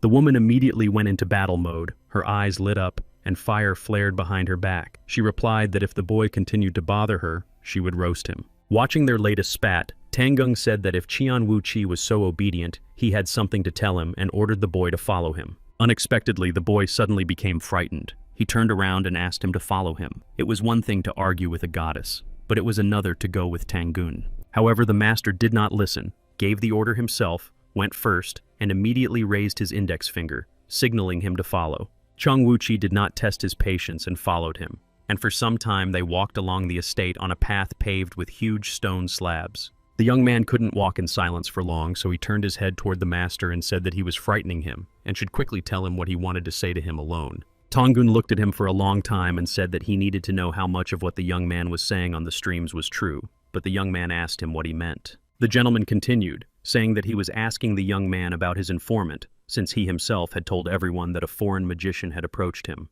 Zhang Wuqi looked thoughtfully at the gentleman. He still didn't understand why he was asking about the informant and was thinking about how to answer. They stopped. The gentleman folded his arms behind his back and, looking at the guy again with a long gaze, asked if that was what they were talking about or if he was wrong. The young man looked at Tangun in surprise and replied that he had told everything he knew about it. He himself had doubts. He did not like the magician very much. Then Tangun asked him if it was true that he hadn't made anything up in the middle of the story, and that the information about the disappearance of an entire village in Ireland was the absolute truth. The guy thoughtfully looked up at the sky and replied that it was the absolute truth. He hadn't made anything up in this story, and that the snowball had also told him this information. The next moment he was struck on the back quite unexpectedly. He only had time to say, "Ouch, sir," said, and the guy told about it on the air. Tears sprang from his eyes. Everything was burning where he was hit. The guy said he didn't know how true it was, but he thought it would be the perfect story for a stream. Everything around him suddenly went dark. The gentleman's eyes turned black. He raised his right hand, and the guy was terrified. He had never seen the gentleman like this before. So he began to apologize and ask for forgiveness and said that if he had known what he had just heard, he would have called him first. Trying to calm down, Tangun began to slowly rub his temples and declared that if he suddenly died of anger, it would be Qian Wuqi's fault. Seeing that he was in no danger, the guy laughed again and, deciding that now was the time for a joke, told Tangun where to go to die. Then he remembered that he had something else to add about his conversation with the magician, and he said that this snowball was called Merlin and that he was just like them. Tangun was just about to ask him this question, but the guy beat him to it, saying that this question interested him very much and that he was very curious about it. The guy added that as soon as he saw the gentleman, he immediately wanted to tell him everything, then added that he would not forget if he had to dodge the salt. Tangun became very interested in this mysterious magician. He wanted to find out as much as possible about him and asked Zhang Wuqi what kind of power he had. After thinking for a moment, the guy replied that viewers on the stream had told him that Merlin was a white magician, and also said that he was an illusionist. The magician had said the same thing to the guy himself. Recalling the story with the monsters under the impenetrable dome, the guy added that Merlin seemed to be able to block other sounds in a specific range. This fact seemed interesting to the gentleman, and he asked if the guy had noticed whether Merlin's abilities only affected sound or something else as well. The guy began to recall the meeting and said that Merlin does not fight in close combat, his attacks are invisible, and when he blocked the sound, he pressed a button on his watch. He added that Merlin could make a huge hole without moving from his place. Tongun replied that if his name was really Merlin, he must be very old. He remembered that Merlin's watch appeared much later, and therefore, unlike the guy's scroll, he uses it as a means of concentration. Hearing how much Tangun knew about the white magician, the guy was surprised again and asked if the magician was famous, and why he hadn't heard of him. Tangun replied that there is an English legend about a queen knight, and it is one of the most famous stories in the world. Perhaps the guy had seen the movie.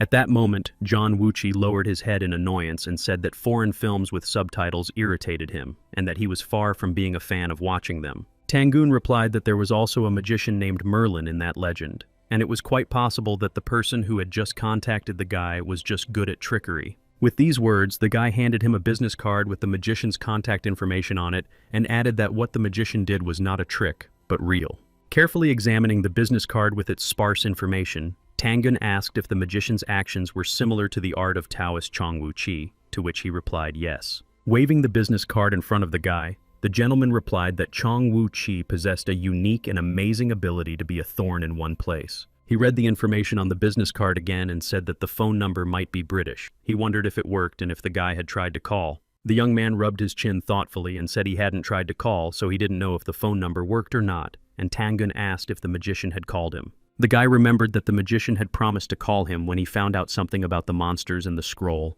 and added that he wasn't obliged to call him first. Then the gentleman asked the next question. He asked what the guy had been doing that day and asked him to describe in detail all the events of the day. He had one more question. He asked why the guy had erased all traces from the scene of the incident. John Wuchi was stunned and even asked again if he had erased the traces. The gentleman replied that he had been told by the Environmental Improvement Department that they had been cleaning up and found many traces of the fight, but all the bodies had disappeared somewhere. Chong Wuchi asked indignantly and a little disappointedly, "Does the gentleman really think he would waste his precious time on such a boring task?" After hearing his answer, the gentleman looked at the young man seriously. He was extremely puzzled by this and asked who he thought could have done it. He looked again at the business card he was still holding in his hands and asked aloud if it was not Chong Wuchi who did it, then it must have been the magician Merlin. Chong Wuchi folded his arms across his chest and replied casually that if it wasn't the magician, then who else could it be? And he didn't think something like this would happen. Without listening to the end, the gentleman interrupted him with a counter question, asking if the guy had even taken the time to monitor the evacuation. Standing in the same carefree pose, the guy replied that if the gentleman had talked to him himself, he would have understood that the wizard had disappeared without even saying goodbye in an instant. Then he brought his face very close to the gentleman's and said that no one knew he would show up, and he didn't suspect that the gentleman would be surprised too. He added that it was impossible to know everyone who was infiltrating them from abroad, and since they had met in such a place, it was quite understandable that the guy was confused. After revealing all this, he suddenly asked how the gentleman's friend was feeling, whether he had recovered. He replied that yes, he had already recovered and was recovering. He added that he didn't know all the details, but it seemed that when the incident happened to his friend, 2 monsters attacked him at the same time. Chong Wuchi thoughtfully said that it seemed the monsters could communicate with each other, and thought that it was not Merlin's attack, but that it really was monsters. Carefully observing the guy's reaction, and then how he thought about something, Tangun asked if the guy had any ideas or thoughts on the matter. The guy looked at the gentleman with sympathy and replied that he didn't have any ideas yet. He just sincerely felt sorry that this had happened to his friend. Tangun said he had to send 2 people to that place right away, and he still had to find the others, make sure they were okay, and ask for their help. Chong Wuchi asked if the gentleman really thought that the others would want to cooperate with them and offer their help, even considering that the staff was large. The gentleman did not answer this question. He said the young man should go to the Environmental Improvement Department and offer his assistance. This assignment came as a shock to the young man. He asked why he should go there and why they were even talking about it. Ignoring the young man's reaction, the gentleman replied that it would be safer for him now, and besides, he would earn money, which he loved so much. The young man did not like the idea. He said that he would die of stress first and thought that he did not want to go to that department for anything. The gentleman did not understand the young man's indignation and said that the job was temporary, just to monitor the situation in case something went wrong. But John Wuchi was already preoccupied with the appearance of his doppelganger. They said in unison that they would go and that if there were 2 of them, they had nothing to lose. One suggested surrendering voluntarily to the kidnappers, and the other suggested sneaking in, causing a commotion, and investigating both the monsters and Merlin. They decided that if they got something, it would be good.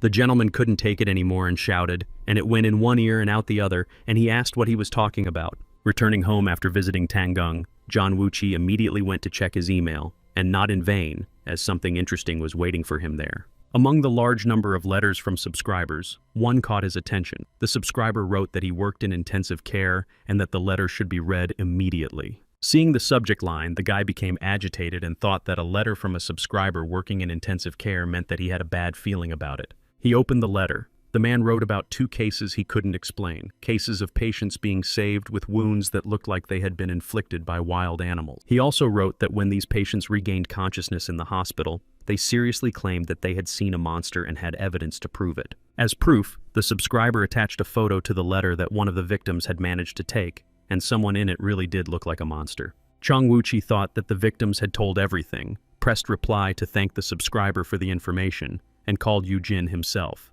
The girl picked up the phone and said she was listening to him. The guy replied without preamble that it seemed like there was complete chaos going on there. Since the guy didn't give her any information beforehand and immediately asked a question, she said she didn't understand what he was talking about. Chun Wuchi, leaning back in his chair with his feet up on the table, asked if the Environmental Improvement Department had made a fuss. The girl calmly replied that she appreciated his concern, that they were already working on it, and that the problem would be solved within the day. The guy replied that he had called to help and that she was being harsh with him. He refused to work under the old man, but they couldn't allow people to get hurt. The girl agreed that no one should suffer. The guy added that when the monsters appeared, he would deal with them, but this should be kept secret from the old man. When asked how he would do it, the guy replied that if he started working with them, the streams would be blocked, but if the old man didn't know, they would turn a blind eye. The girl asked why he wanted her to ignore it, but the guy told her to stay put and said it would be over soon. She had barely put her phone down on the table when a black, flickering rectangle appeared on the left. The girl even cried out in surprise. Imagine her surprise when a few moments later, a foot wearing a regular rubber slipper appeared from the flickering rectangle. Then the smiling John Wuchi himself appeared. He snapped his fingers, the scroll rolled up and disappeared, and the guy exclaimed, looking at the girl, "Just great."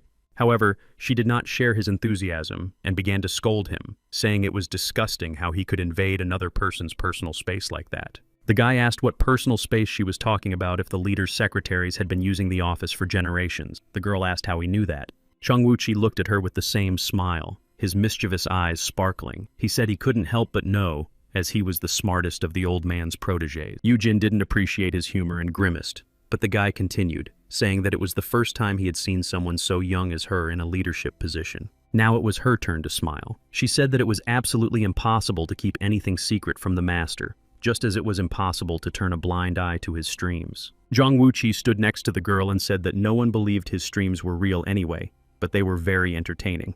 The girl had just opened a letter from a subscriber on her computer that he had forwarded to her and asked if that was the letter he was referring to. The guy replied that he told his friend the truth and asked for help, adding that if he let him know he would prevent something bad from happening, but the girl interrupted him. She lectured him, saying that it's not so easy for people to accept such things, so now they have to take care of this person as well. Zhang Wuqi folded his arms across his chest and asked in a carefree tone why she always complicates things when there is another, simpler way. Gina replied that his words sounded unconvincing and that it was one thing when he used magic during the broadcast, but why did he broadcast battles with monsters? Her question caught him off guard. He chuckled thoughtfully and then said he only did it because his subscribers asked him to. He showed her the app where he posts his videos and said that videos with monsters are in high demand and get more views than those without them. He asked if the old man in Inshin had told her that he had met a crazy guy who watches his streams, and the girl asked if he was talking about Merlin. After listening to the guy and looking at the letter, the girl thought that if at least one of the others saw the video and contacted them, maybe they could save him. A little embarrassed, Yujin said she hoped that if the guy continued to stream, at least it wouldn't be live. Seeing her embarrassment and realizing that he had been given the green light to stream, the guy smiled and said he wasn't as thoughtless as the girl thought he was. So they started working together, and one of their first destinations was a large shopping center in Daegu, where the guy took Kang Jin-hee with him. Yujin gave her final instructions and asked him to avoid causing too much damage, especially to the building, and the guy promised to try. When they entered the shopping center with the help of the scroll, the girl said she thought the center was unfinished, but here, even tomorrow, you could open all the stores. Despite the shops, the shopping center was empty, and the young people walked through it. The guy said that a fortune had been invested in it, and the girl agreed. Chong Wuqi looked around thoughtfully and said that he had been told to be careful, but he wasn't sure if he could really keep his promise. The girl was shocked by his words. She didn't think their journey would be so dangerous and asked if he thought it would be possible without destruction. He replied that it would be difficult, but he would try. and that first they needed to find a hiding place for her. The girl asked if she could follow him. John Wuchi replied that she was crazy, that she only needed to shoot a 2-minute video, and that she didn't need to follow him, just hide around the corner. The girl said that a 2-minute video would require 2 hours of filming, but when the guy asked if she wanted him to fight for 2 hours, she said no. She checked the camera and said the quality would not be very good because there was only emergency lighting, and after editing, the picture would hardly be clear. They stood on the balcony of one of the floors, and the girl made several test videos. The guy said that Secretary Yu and the others should like it. The girl asked if he was sure about that, and the guy replied that subscribers would complain about the poor quality. She promised to try to edit the video. While she was taking a few test shots, she saw the monster on the lower floor in the camera's viewfinder and hurried to show it to the guy. Without wasting any time, he put his hands behind his back and jumped from the balcony to the first floor, landing as easily as usual and preparing for battle. Looking at the monster, he wasn't thinking about how to defeat it in a fight, but about how many comments there would be and what his subscribers would write to him. At that moment, the monster, which resembled a huge fish with a human body, stood near the glass wall and grimaced as it looked at its reflection. The guy thought that even though monsters are primitive, they seem to be able to communicate with each other, and if they have their own selves. These thoughts led him to wonder how developed their sense of self might be at that moment, and then the monster screamed. As he screamed, waves of energy began to emanate from his body, and the longer he screamed, the more there were. At some point, the glass in front of him cracked. All these actions were accompanied by a rumbling sound that made Qian Wuqi's ears ring. He was forced to cover them with his hands, wondering what was happening. The monster stood in front of the glass, continuing to yell at it. The glass shattered into pieces that flew in all directions but did not harm him in any way. To avoid being hit by the stream of glass shards and getting hurt,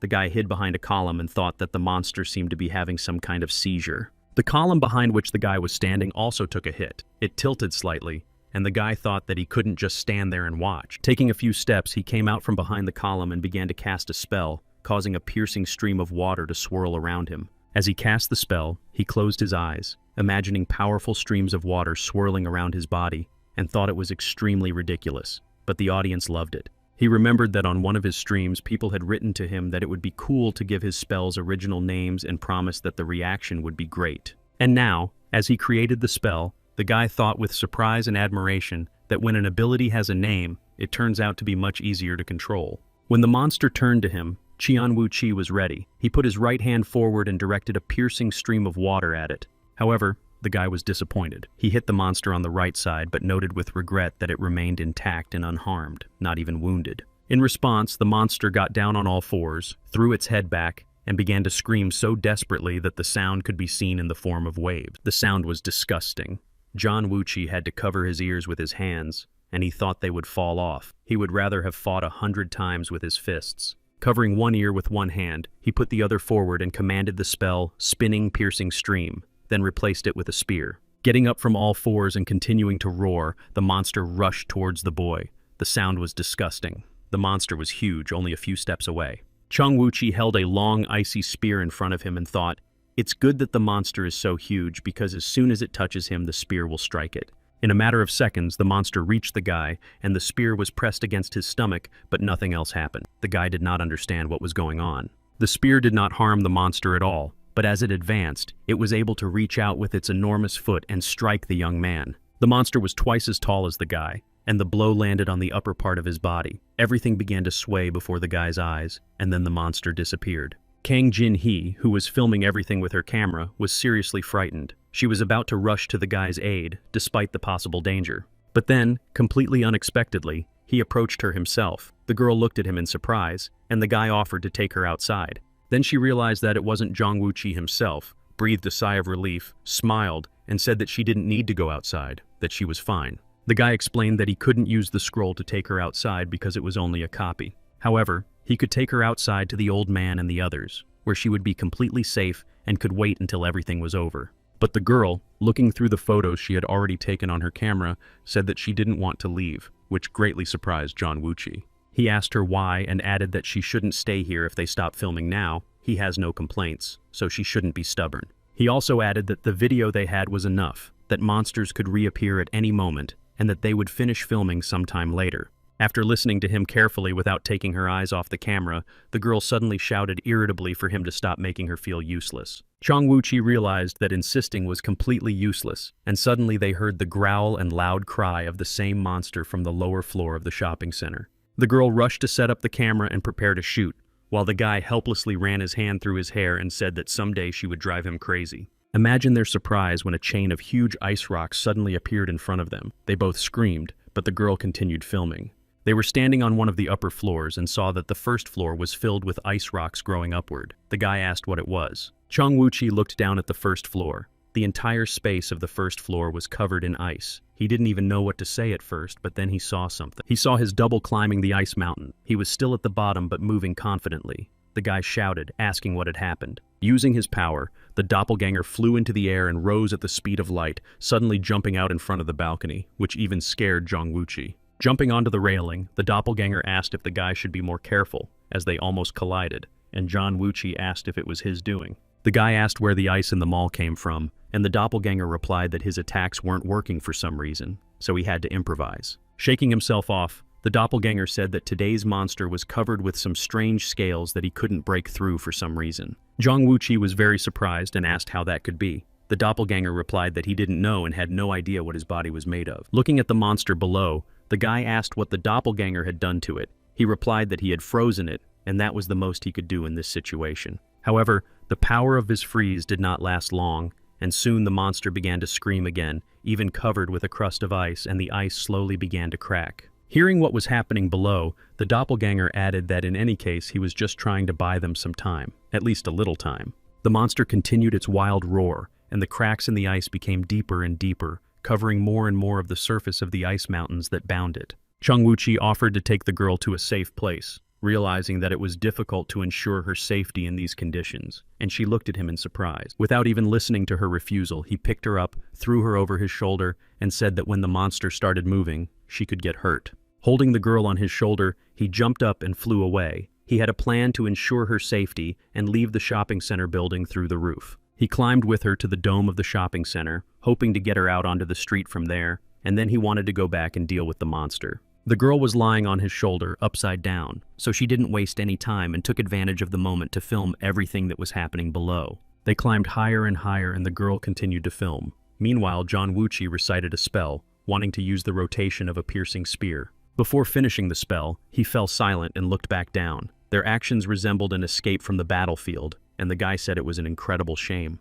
He decided that it would be better to call the spell not the piercing spear's rotation but the water arrow, and he used it not against the monster. He used all the power of the water arrow to break through the dome of the building so that he and Kang Jin-hee could get out onto the street. The spell worked, and a powerful jet of water picked them up and carried them in a torrential stream straight through the broken dome onto the roof. Once on the roof, the guy immediately ran down the dome. He needed to get the girl to safety and return to the shopping center. Meanwhile, the monster's attempts to destroy the ice cliffs with its inhuman roar were successful, and the ice cracked into pieces, freeing the beast. Once free, the monster threw its head back and watched as Chong Wuchi left the building with the girl on his shoulder across the roof. Once she was safe, the girl rushed to review the videos she had taken. The guy asked in surprise if she had been filming the whole time.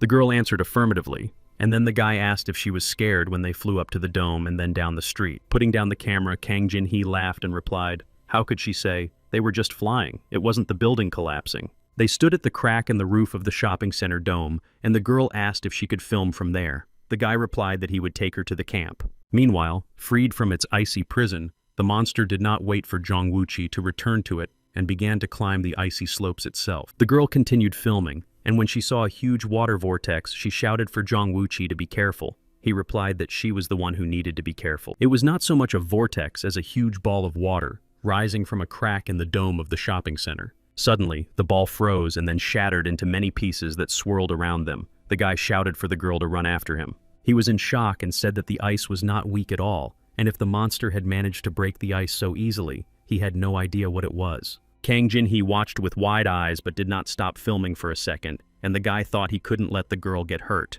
He wanted to tell her to put the camera down, but suddenly he saw the monster flying toward him through the crack in the dome and jumped up, but not very high, so that when the monster was under him, he could reach it and kick it, which he did successfully.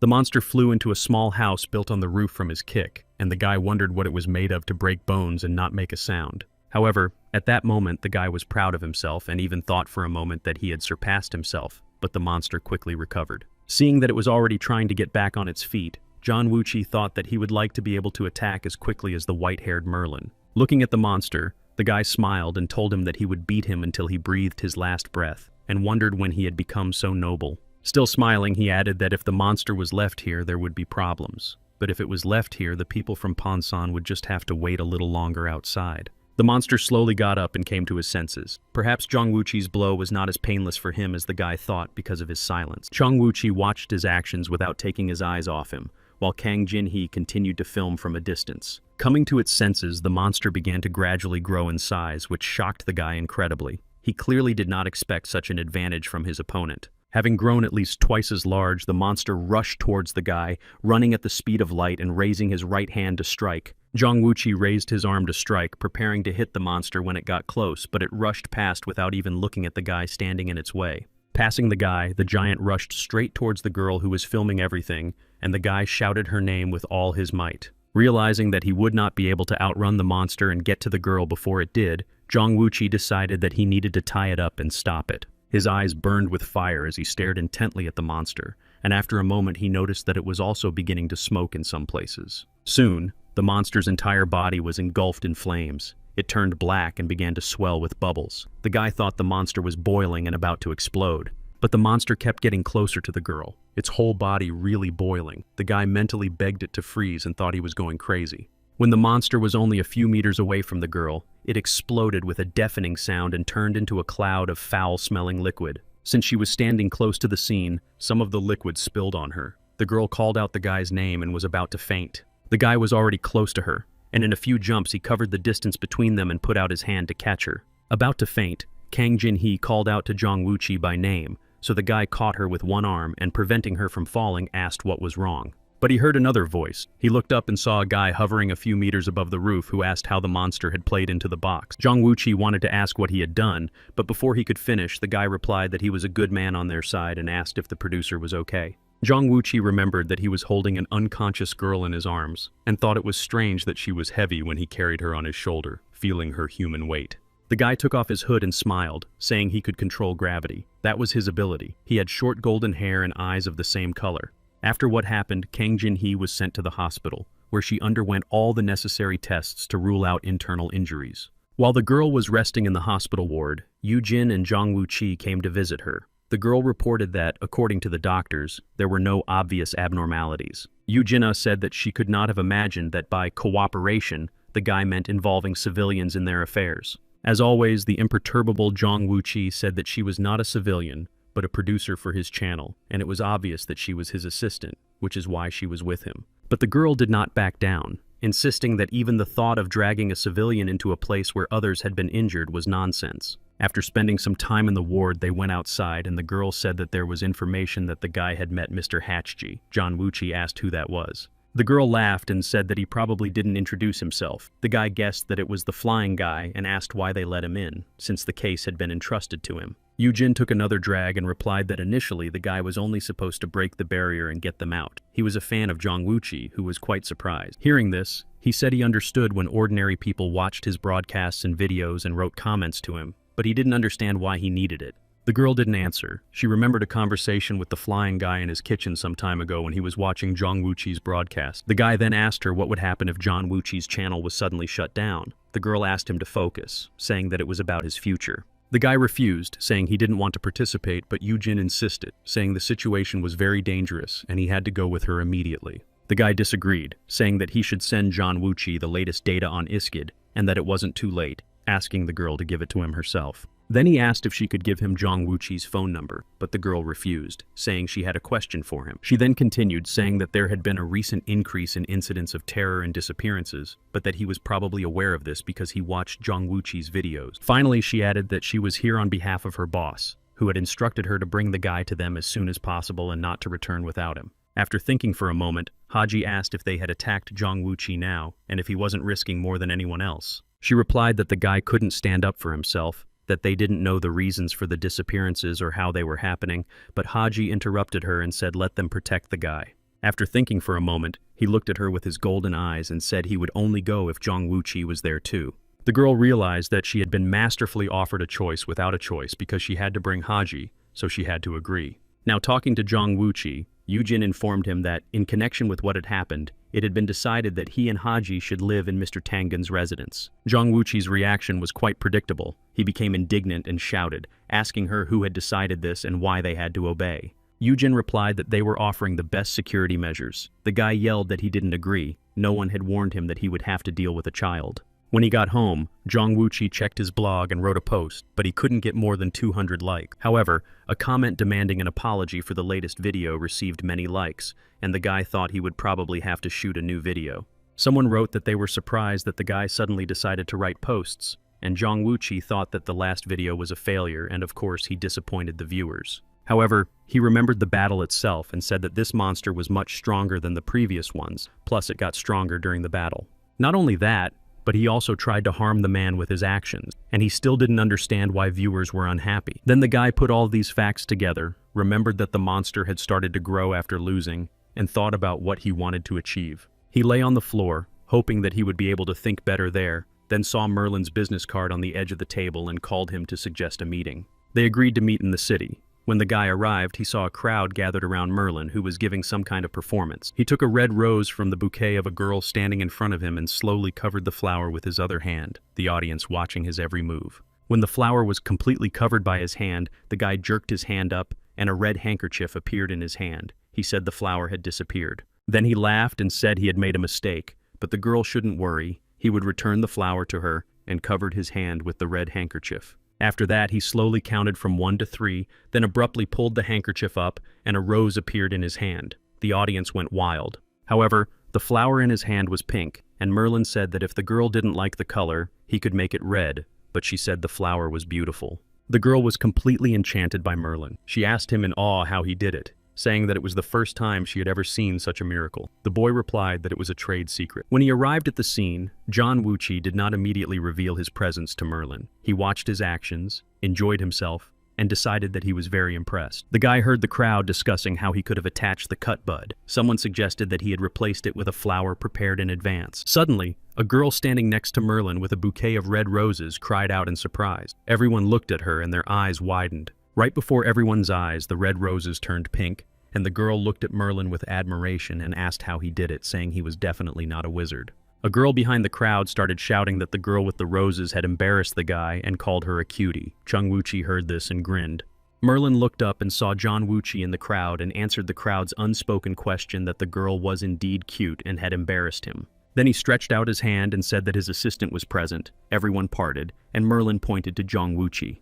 He refused, not wanting Merlin to take credit for his work, but stepped forward, and Merlin asked him to say hello, saying that he was popular on NotTube. A little girl standing nearby looked at Jong Woo-chi and asked if he was also a wizard. Merlin replied that he did not use magic but was a famous Taoist. Listening, Jong Woo-chi heard someone say, "Wizards in the West, Taoists in the East." A girl said, "The outfit is so-so, but look at his face." Someone said sarcastically that he had decided to use word of mouth for his street performance, that he was a cowardly guy, and wondered why people reacted that way in real life. He was used to people reacting that way in comments and thought that in real life it would be different. But even though it bothered him, he thought that at least it amused him. After Merlin announced that his assistant was present in the square next to him, more people began to gather in the square. Jong Woo-chi decided he should perform in front of the people and asked Merlin what he should do. Merlin thought for a moment and replied that he could make a double, for example. In response, Jong Woo-chi gave him a dismissive look. He thought Merlin had gone mad, but then another thought came to mind.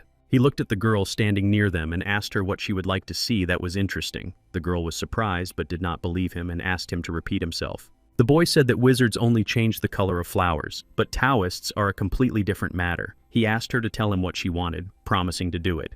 After his speech, Marilyn asked if he was being too cruel, but Jong Woo-chi retorted that if he didn't like it, he should become a Taoist, and they both laughed. More people gathered around them, and suddenly the girl asked if the guy could disappear. He asked her if she wanted him to disappear in a flash. He said to the audience that the plan was that when they were covered with a cloth, they would disappear, and he asked if they understood, snapping his fingers. The audience took out their phones, ready to capture the trick. Someone in the crowd said it was the magic of disappearance. However, after a few moments, nothing had changed. Everyone was still there, the guy, Merlin, and the audience in the square. There was complete silence. Then, covering his mouth with his hand so that the audience couldn't hear their conversation, John Wuchi whispered to Merlin about the cloth, asking where it was. Merlin snapped his fingers and a dome appeared above them. The guy asked how he could get things out of nowhere, and the magician replied that he had already surprised the people with a bouquet. They were covered by a colorful dome, only their feet sticking out. People began to talk about how this was possible, where it came from, and assumed that it had also been hidden somewhere.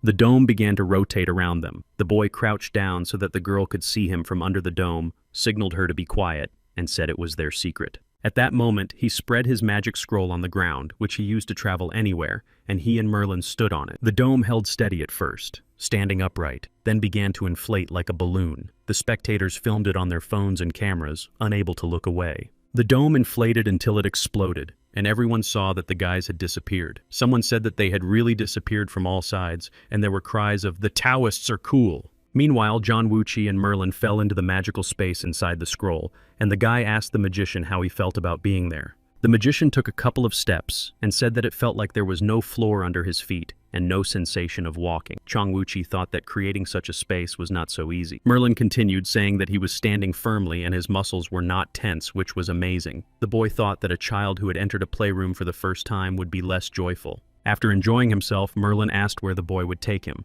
and the boy smugly replied that he had yet to take the magician anywhere. The magician was not upset. He asked if he understood correctly that through this space one could get to any place, and admitted that he had been looking forward to it. The boy replied that first they would have to return to where they came from, or to his home, as it was only possible to change the exit point from home.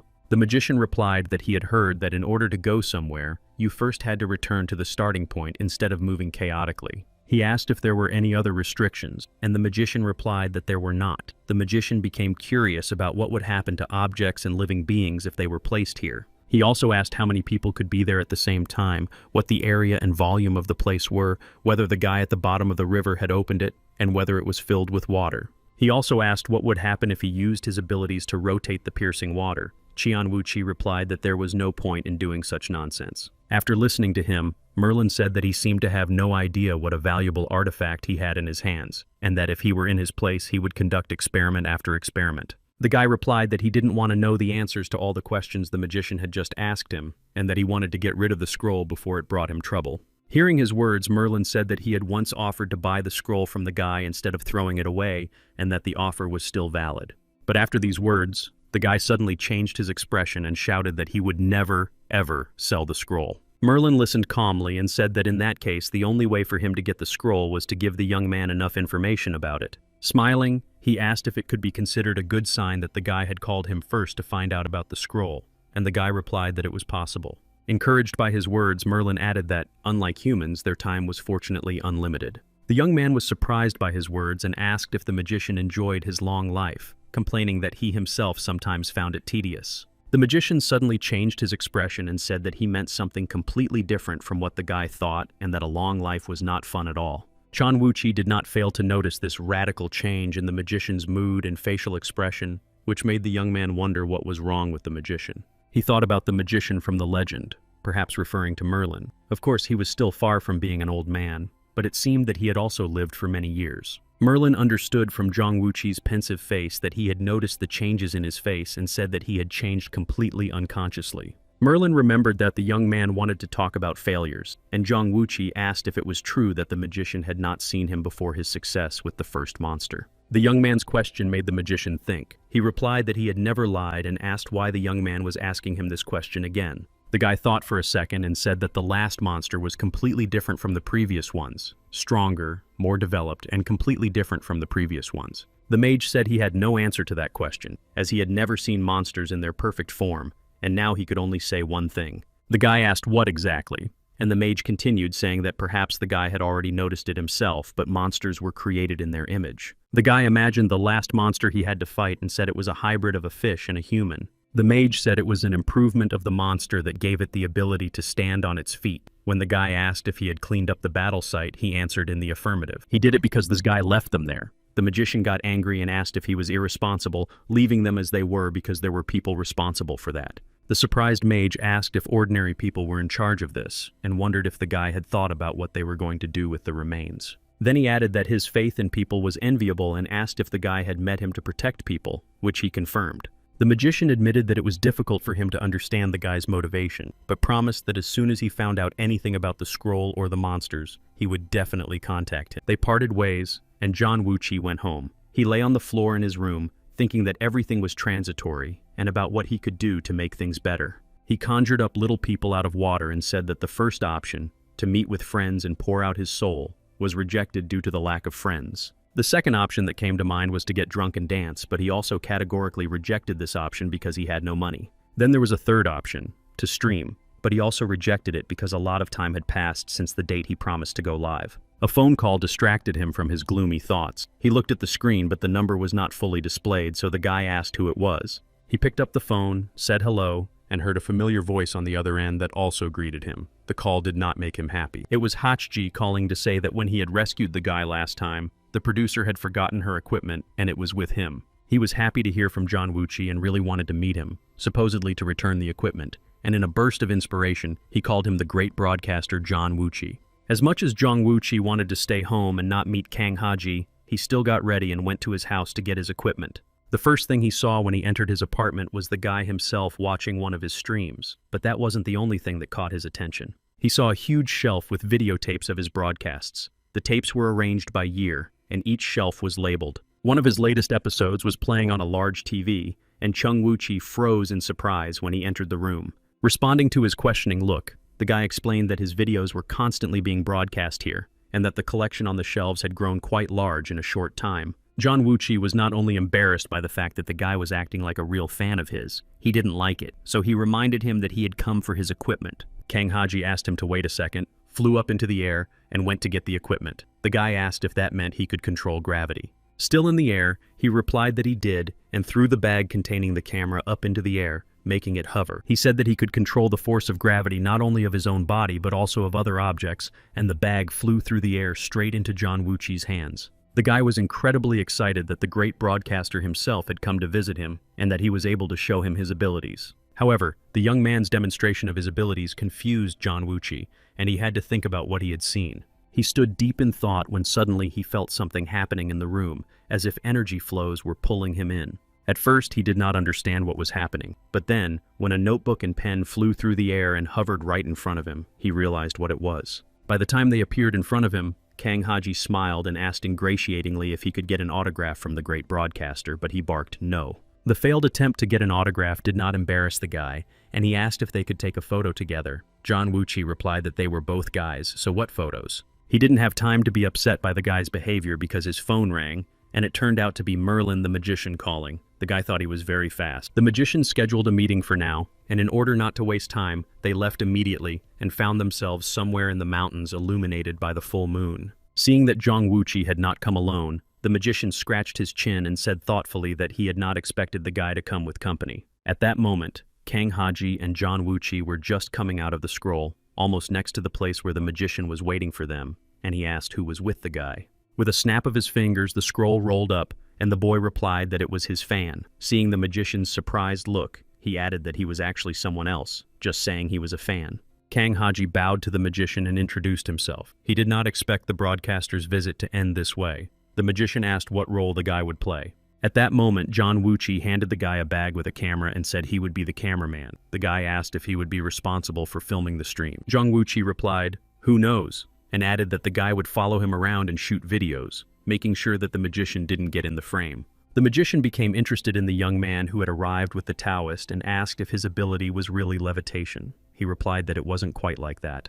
The magician said he didn't have to tell him and asked if his ability only applied to objects or to people as well. It turned out that it applied to people too. Merlin was delighted to hear the young man's answer and immediately decided that now was the time to test the young man's abilities. Suddenly he jumped up. 3 others followed him into the air. Chong Wuchi, his bag with a camera, and Kang Haji. They rose and froze. When the magician decided to descend to the ground, he realized that he was hanging against his will. He saw that everyone was hanging and said that he liked the young man's ability. After hanging there quietly with them for a while, the magician suddenly broke away and shot upward, and the guys immediately rushed to catch up with him. Chong Wuchi said contemptuously that the magician was a disgusting person, but the guy, on the contrary, was delighted that he immediately recognized what his gift was. He had heard that the magician was a member of Ixid, whom he did not know, but thought he was amazing. Zhang Wuchi asked what he meant by talking about Ixid. They flew after the magician for quite a long time before arriving at their destination and landing. Kang Haji gasped in surprise and froze, looking around with wide eyes. The magician brought them to an unusual place. They were standing on a mountain, and in front of them stretched a huge area with a scattering of buildings. The magician said happily, "It looks much bigger than on the map, almost like a whole village." Kang Haji replied admiringly, "You could build a golf course here." After waiting a while, they saw a huge bus arrive, from which some human-like figures began to emerge. After getting off the bus, the people fell to their knees on the ground and began to bow before the majestic building next to which they were standing. Zhang Wuqi asked if the production was real, and the magician replied that he had come to the same conclusion and said that the sect was called Kechan, he thought. Upon hearing where they had arrived, Zhang Wuqi was indignant. He had only heard about the sect from the old man and Eugenia and did not know that the magician was also interested in it. A drone was flying around the building, and someone reported that Mother Bear had arrived at 2345 with the service staff. It seemed that this was the final destination. The man who was operating the drone and monitoring the building called Eugenia. She listened to everything and asked if he thought it was a base. At that moment, the man watched as the people who had arrived climbed the stairs and said it looked like it, but the security was weak, with only one checkpoint.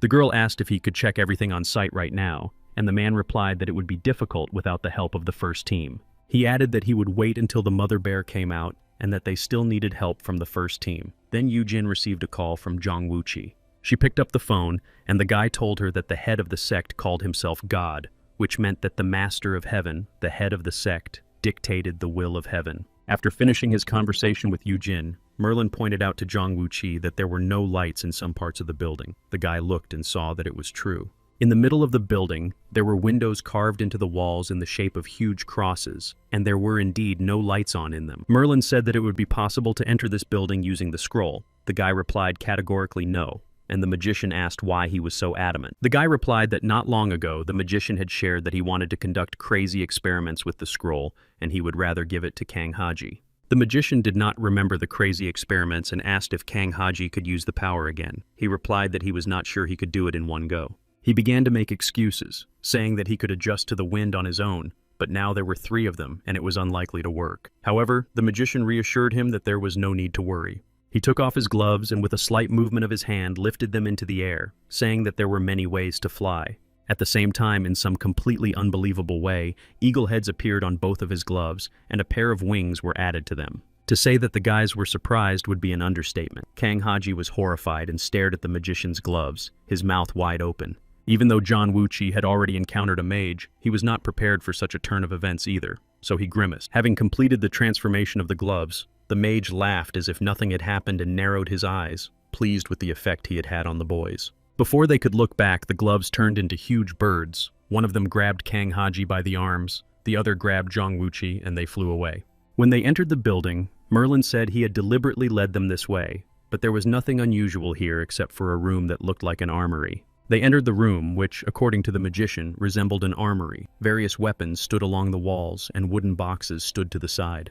Further on, they found themselves on the stairs again. The magician said he smelled something suspicious coming from the ventilation pipe, and the basement impressed him. Khan Haji Shoal was the last to descend the stairs. He was setting up his camera and preparing to film when he shouted that the missing people must be here. Merlin walked ahead, listening carefully to what the guy was saying. Hearing about the missing people, he turned over his shoulder and asked about them. Khan Haji realized he had said something he shouldn't have. He didn't know that the magician wasn't aware of the situation and looked at Zhang Wuqi, who asked why he was staring at him.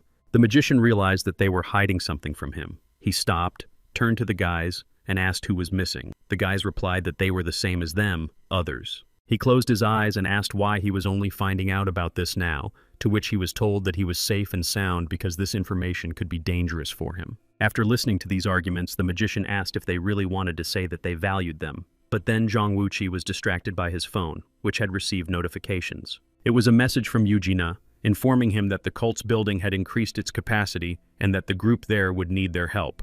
He reread the messages several times, told his companions about their contents, and wondered if they could join them. Merlin said it was a complete dead end when they went down to the floor below. Kang Haji replied that they couldn't get stuck in this building. Zhang Wuqi remembered that the mage had mentioned a smell coming from the ventilation system and suggested going there. The mage replied that yes, they could indeed do that. His gait suddenly became lighter and smoother, and he joked that since they had a newcomer with them, they needed to find at least a piece of the monster. After a few flights of stairs, Merlin told them to stay put because the rest of the way could be dangerous. Zhang Wuqi was indignant, asking why all of a sudden. The boys stood on the steps of the staircase and the magician stood on the landing, where he found himself on a hatch from which light was streaming. The guys froze. Kang Haji's face was frozen in surprise and interest, while Zhang Wuqi's face expressed indignation, complaint, and question. Suddenly, the hatch under the mage disappeared. He said that the suggestion to go through the ventilation shaft was good, but the path through it did not inspire him with enthusiasm. While he was saying all this, he hung over the open hatch, then slowly began to descend into it, shouting to the guys to follow him carefully. They immediately rushed down the steps to catch up with him. Zhang Wuqi still looked indignant, and Kang Haji looked surprised by everything around him. He shouted at the mage, who didn't want to crawl through the ventilation system, and made a hole himself. He sent a message to Yu Jin that they wouldn't be able to help the others in the group. Zhang Wuqi thought for a moment, then boldly stepped into the hatch and flew down, already feeling his nose sting from the unpleasant smell. Kang Haji followed him. When they landed and looked around, they saw the source of the unpleasant smell, a pile of monsters by the wall.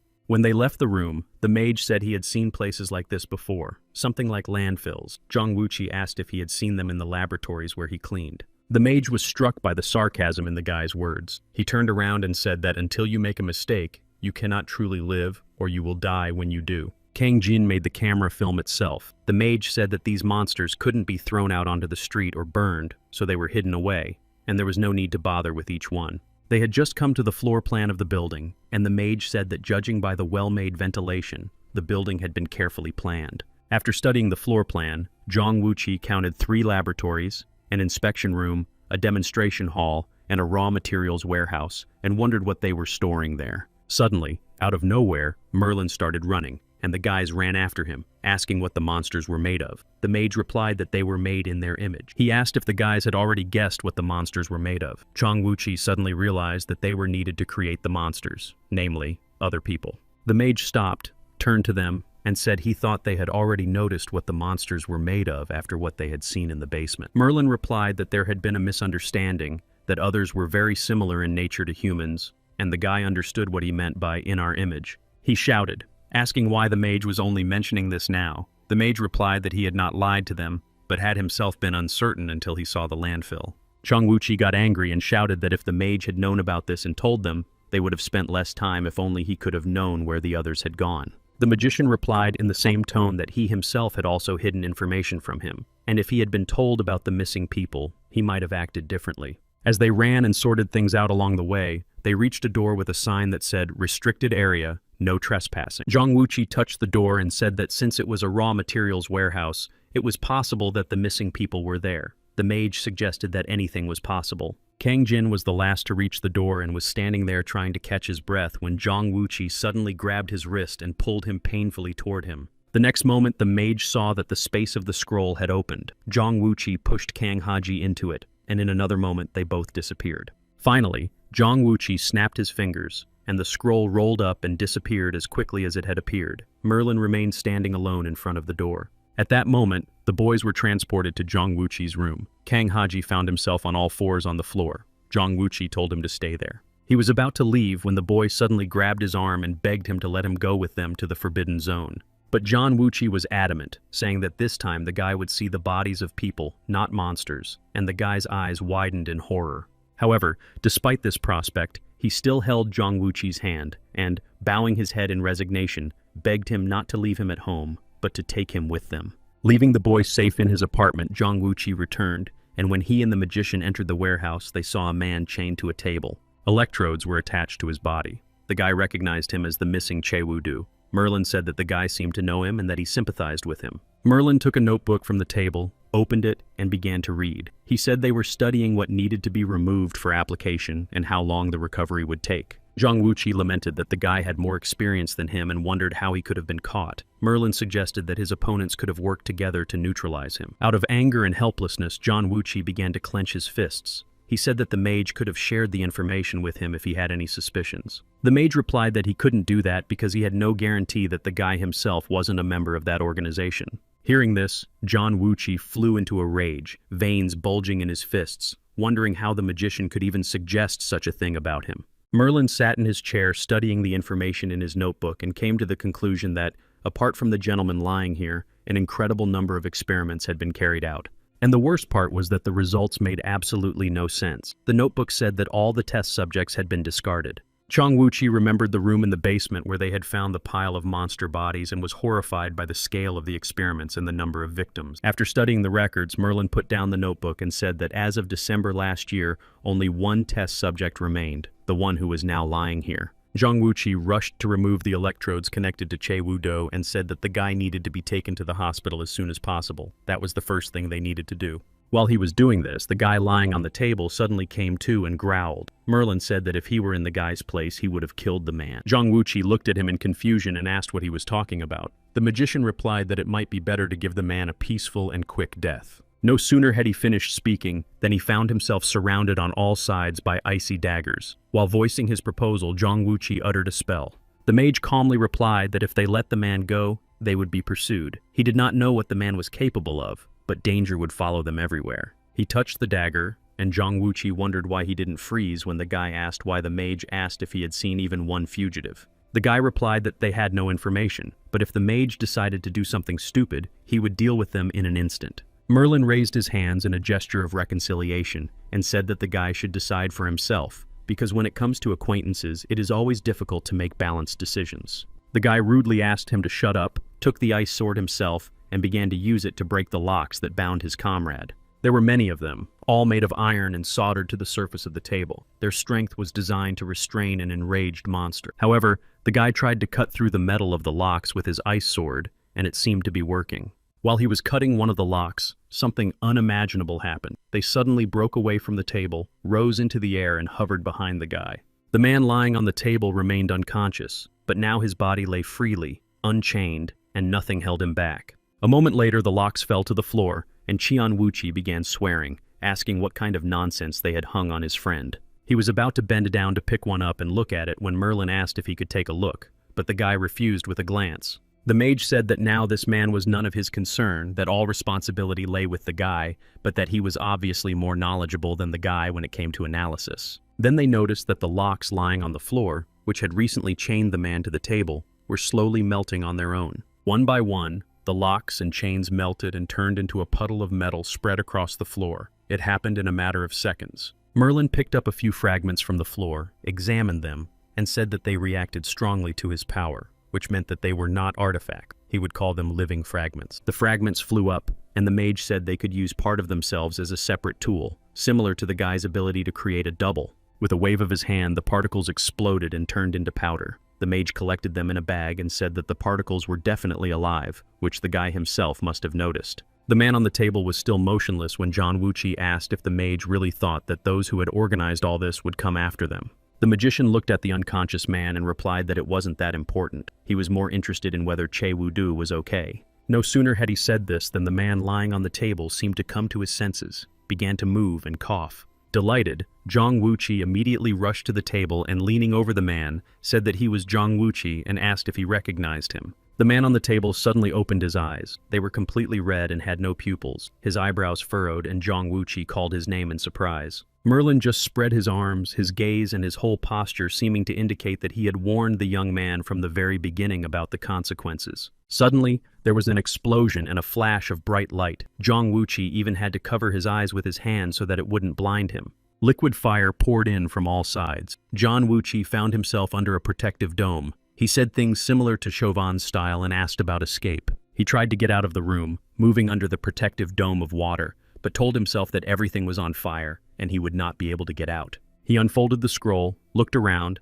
asked if the magician had survived, and answered himself that if he hadn't, he would pray for him, and stepped into the space of the scroll. There was a snap of his fingers, the scroll rolled up, and a moment later disappeared as if it had never been there, while streams of liquid fire continued to fill the room. As soon as he returned to his room, sticking his head out of the scroll, he saw Yu Jin and yelled at her, asking what she was doing in his house. Pulling himself out completely, he looked around angrily at the girl and asked her if she had done it. She narrowed her eyes and replied that she had not. Walking around the apartment, she told him that while Mr. Hatchji was here, he had managed to clean up the apartment, which was indeed sparkling. Disappointed, Zhang Wuqi replied that he was not in the mood for that, but she said she wanted him to accept the offer of cooperation from the special task force. Hearing this, the guy remembered the flash and how quickly the liquid fire spread through the room and asked if the people from the departments were still there. The girl replied that there were no reports of evacuation yet, only people in the second team, so normal surveillance would be helpful. At that moment, John Wuchi entered the restroom and, seeing Kang Haji cleaning his toilet, grabbed him by the hood and silently dragged him along. Running, unrolling the scroll and dragging the boy behind him, the guy shouted to Yujin that he had no time right now and would talk to her another time. Meanwhile, a fire broke out in the cult's lair and screams of "Fire! Help! Save us!" could be heard from other rooms. Che Wudo had already come to his senses and got up from the table. He was terribly angry, growling and shifting from foot to foot, stretching his muscles. He remembered the blurred face of the man he had seen constantly for a long time when he briefly regained consciousness while lying on this table. This image caused an even greater surge of anger and rage. The man jumped up, growled, clenched his fists, and was ready to rush out and tear everyone in his path to pieces. Soon, the entire building was engulfed in flames. People were trapped and unable to get out, so they screamed and begged for help. As Qian Wuchi and Kang Haji flew toward the cult's lair, Qian Wuchi told the young man that they would have to fall from the height at which they were flying, faster than birds. There had been a lot going on that day. First, they refused to take him in for surgery, and now they had accepted him, but he had to fall. He asked why. The Taoist explained that if the guy saw everything from above, he would better understand what was going on, and asked if he could make them fly when they got there. They flew. Kang Haji replied that he could and asked when to start. The Taoist replied that when they started falling, he didn't know what would happen if he started casting spells here. The guy said okay and got ready, and just in time, because they had almost finished their flight, John Wuchi told him to get ready. As soon as they jumped out of the scroll, they froze in the air and then flew, and the guy pointed in the direction of the burning building. Zhang Wuchi, descending smoothly, said that he could see it himself, and that when the guy landed, he should immediately contact Yujin. He himself flew to the burning building and said that Kang Haji would work with the 2nd Special Task Force there, so there was no need to fight. Flying further, he asked if the guy could handle it, and the guy replied that of course he could and asked why Zhang Wuchi wasn't going with him. Approaching the building, Zhang Wuchi replied that he needed to sort things out here. Kang Haji shouted how he was going to manage alone, but he did not answer. He saw a man making his way through the fire, already engulfed in flames, and thought that it was urgent to pour water on everything here. Continuing to fly and looking at the burning building below, Zhang Wuchi thought about it and felt as if he had returned to the past, several centuries ago. He saw 2 guys watching the burning village, and one of them told the other to look at the results of his recklessness. He remembered the disappointed, guilty, and helpless look on the face of the guy to whom these words were addressed, and it hurt him. Memories flooded him like a stream of water, but he shook them off, returned to the present, and told himself that this time he would not run away. A few minutes later, he approached the ground and prepared to jump. Khan Haji shouted something else at him, but the guy couldn't hear him anymore. Touching the ground, he waved his hand and conjured up water, saying that after 500 years, he deserved a peaceful life and would now do things his own way. At that moment, the Special Forces team ran towards the burning building, calling out to the guy who had broken away from the group. They tried to stop him, saying that he was heading for certain death, but he, wearing only a bulletproof vest, was going to break into the burning building. His comrades, rushing after him, discussed how they had disliked him since the previous operation, but now he seemed to have gone completely mad. The guy running ahead decided to use the spikes on the soles of his shoes and, shouting, he jumped so high that he reached the roof. His comrades rushed after him and also jumped onto the roof. Some of them didn't even know that their equipment could be used in this way.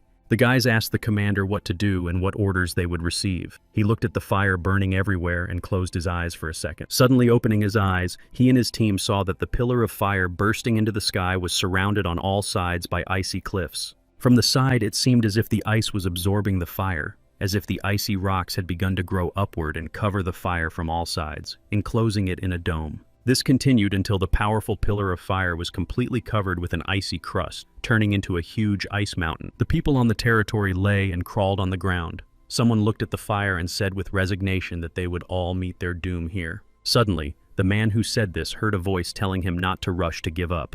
A guy in a tracksuit appeared, his hands in his pockets. It was John Wuchi. He looked around. People were still on the ground, some lying down, some sitting, and he asked if their legs were broken. The answer was silence, so he asked if there were any people here who were unable to walk, and if so, he would walk slowly, and they should follow him. After his words, people began to get up from the ground. He walked slowly as he had promised, and they followed him, constantly looking around. There were so many people that the guy had to make several copies of himself, each accompanying a separate group and telling them where to go carefully. Kang Haji contacted Yujin, who reported that the second group had lost contact and that if the situation became dangerous, they should evacuate immediately. The girl didn't have time to finish her sentence before the call dropped. Kang Haji looked at his phone and saw that there was no signal in the area, and he said sadly, "It's broken." People were running around him or still sitting on the ground. Ash was flying, and he stood there thinking about how he would find the second group in such conditions and without communication. Suddenly, the guy heard a voice behind him. He didn't know who it was, but it was Kang Haji. The voice sounded familiar, and the guy turned around. He saw Merlin and said he was glad the mage was safe. Merlin replied that he was sure that John Wuchi had taken him to a safe place, but it was not safe here. The guy was in no mood for conversation about the second group. Merlin decided that he was nervous and asked why he was afraid, since he seemed to treat the guy well. The guy replied that he wasn't afraid. Merlin said that the guy was without his guardian, and that this could cause problems, and offered to take him to him. Kang Haji raised his hands in front of him, showing that he didn't need help, and his guardian told him not to interfere. Merlin replied that he completely agreed. Looking at the icy mountain, the guy asked why. Merlin replied that the guardian was trying to stop the fugitive, and that it would be difficult for him to protect him at the same time. After these words, Kang Haji became noticeably sad, and said that now he understood what John Wuchi meant when he told him to stay away from here. Merlin noticed the guy's reaction and asked him if it was just his impression or if it was really the case, but he got the impression that the guy's pride had been hurt. After thinking for a moment, the young man replied sadly that his abilities were only enough to make himself and other objects fly. However, the magician countered that this was not entirely true, that gravity was a powerful weapon that could not be countered, and that it all depended on how it was used. It seemed that his words had opened up a whole new universe for the guy. He looked at the mage with surprised eyes, and the mage asked if no one had ever taught him this before.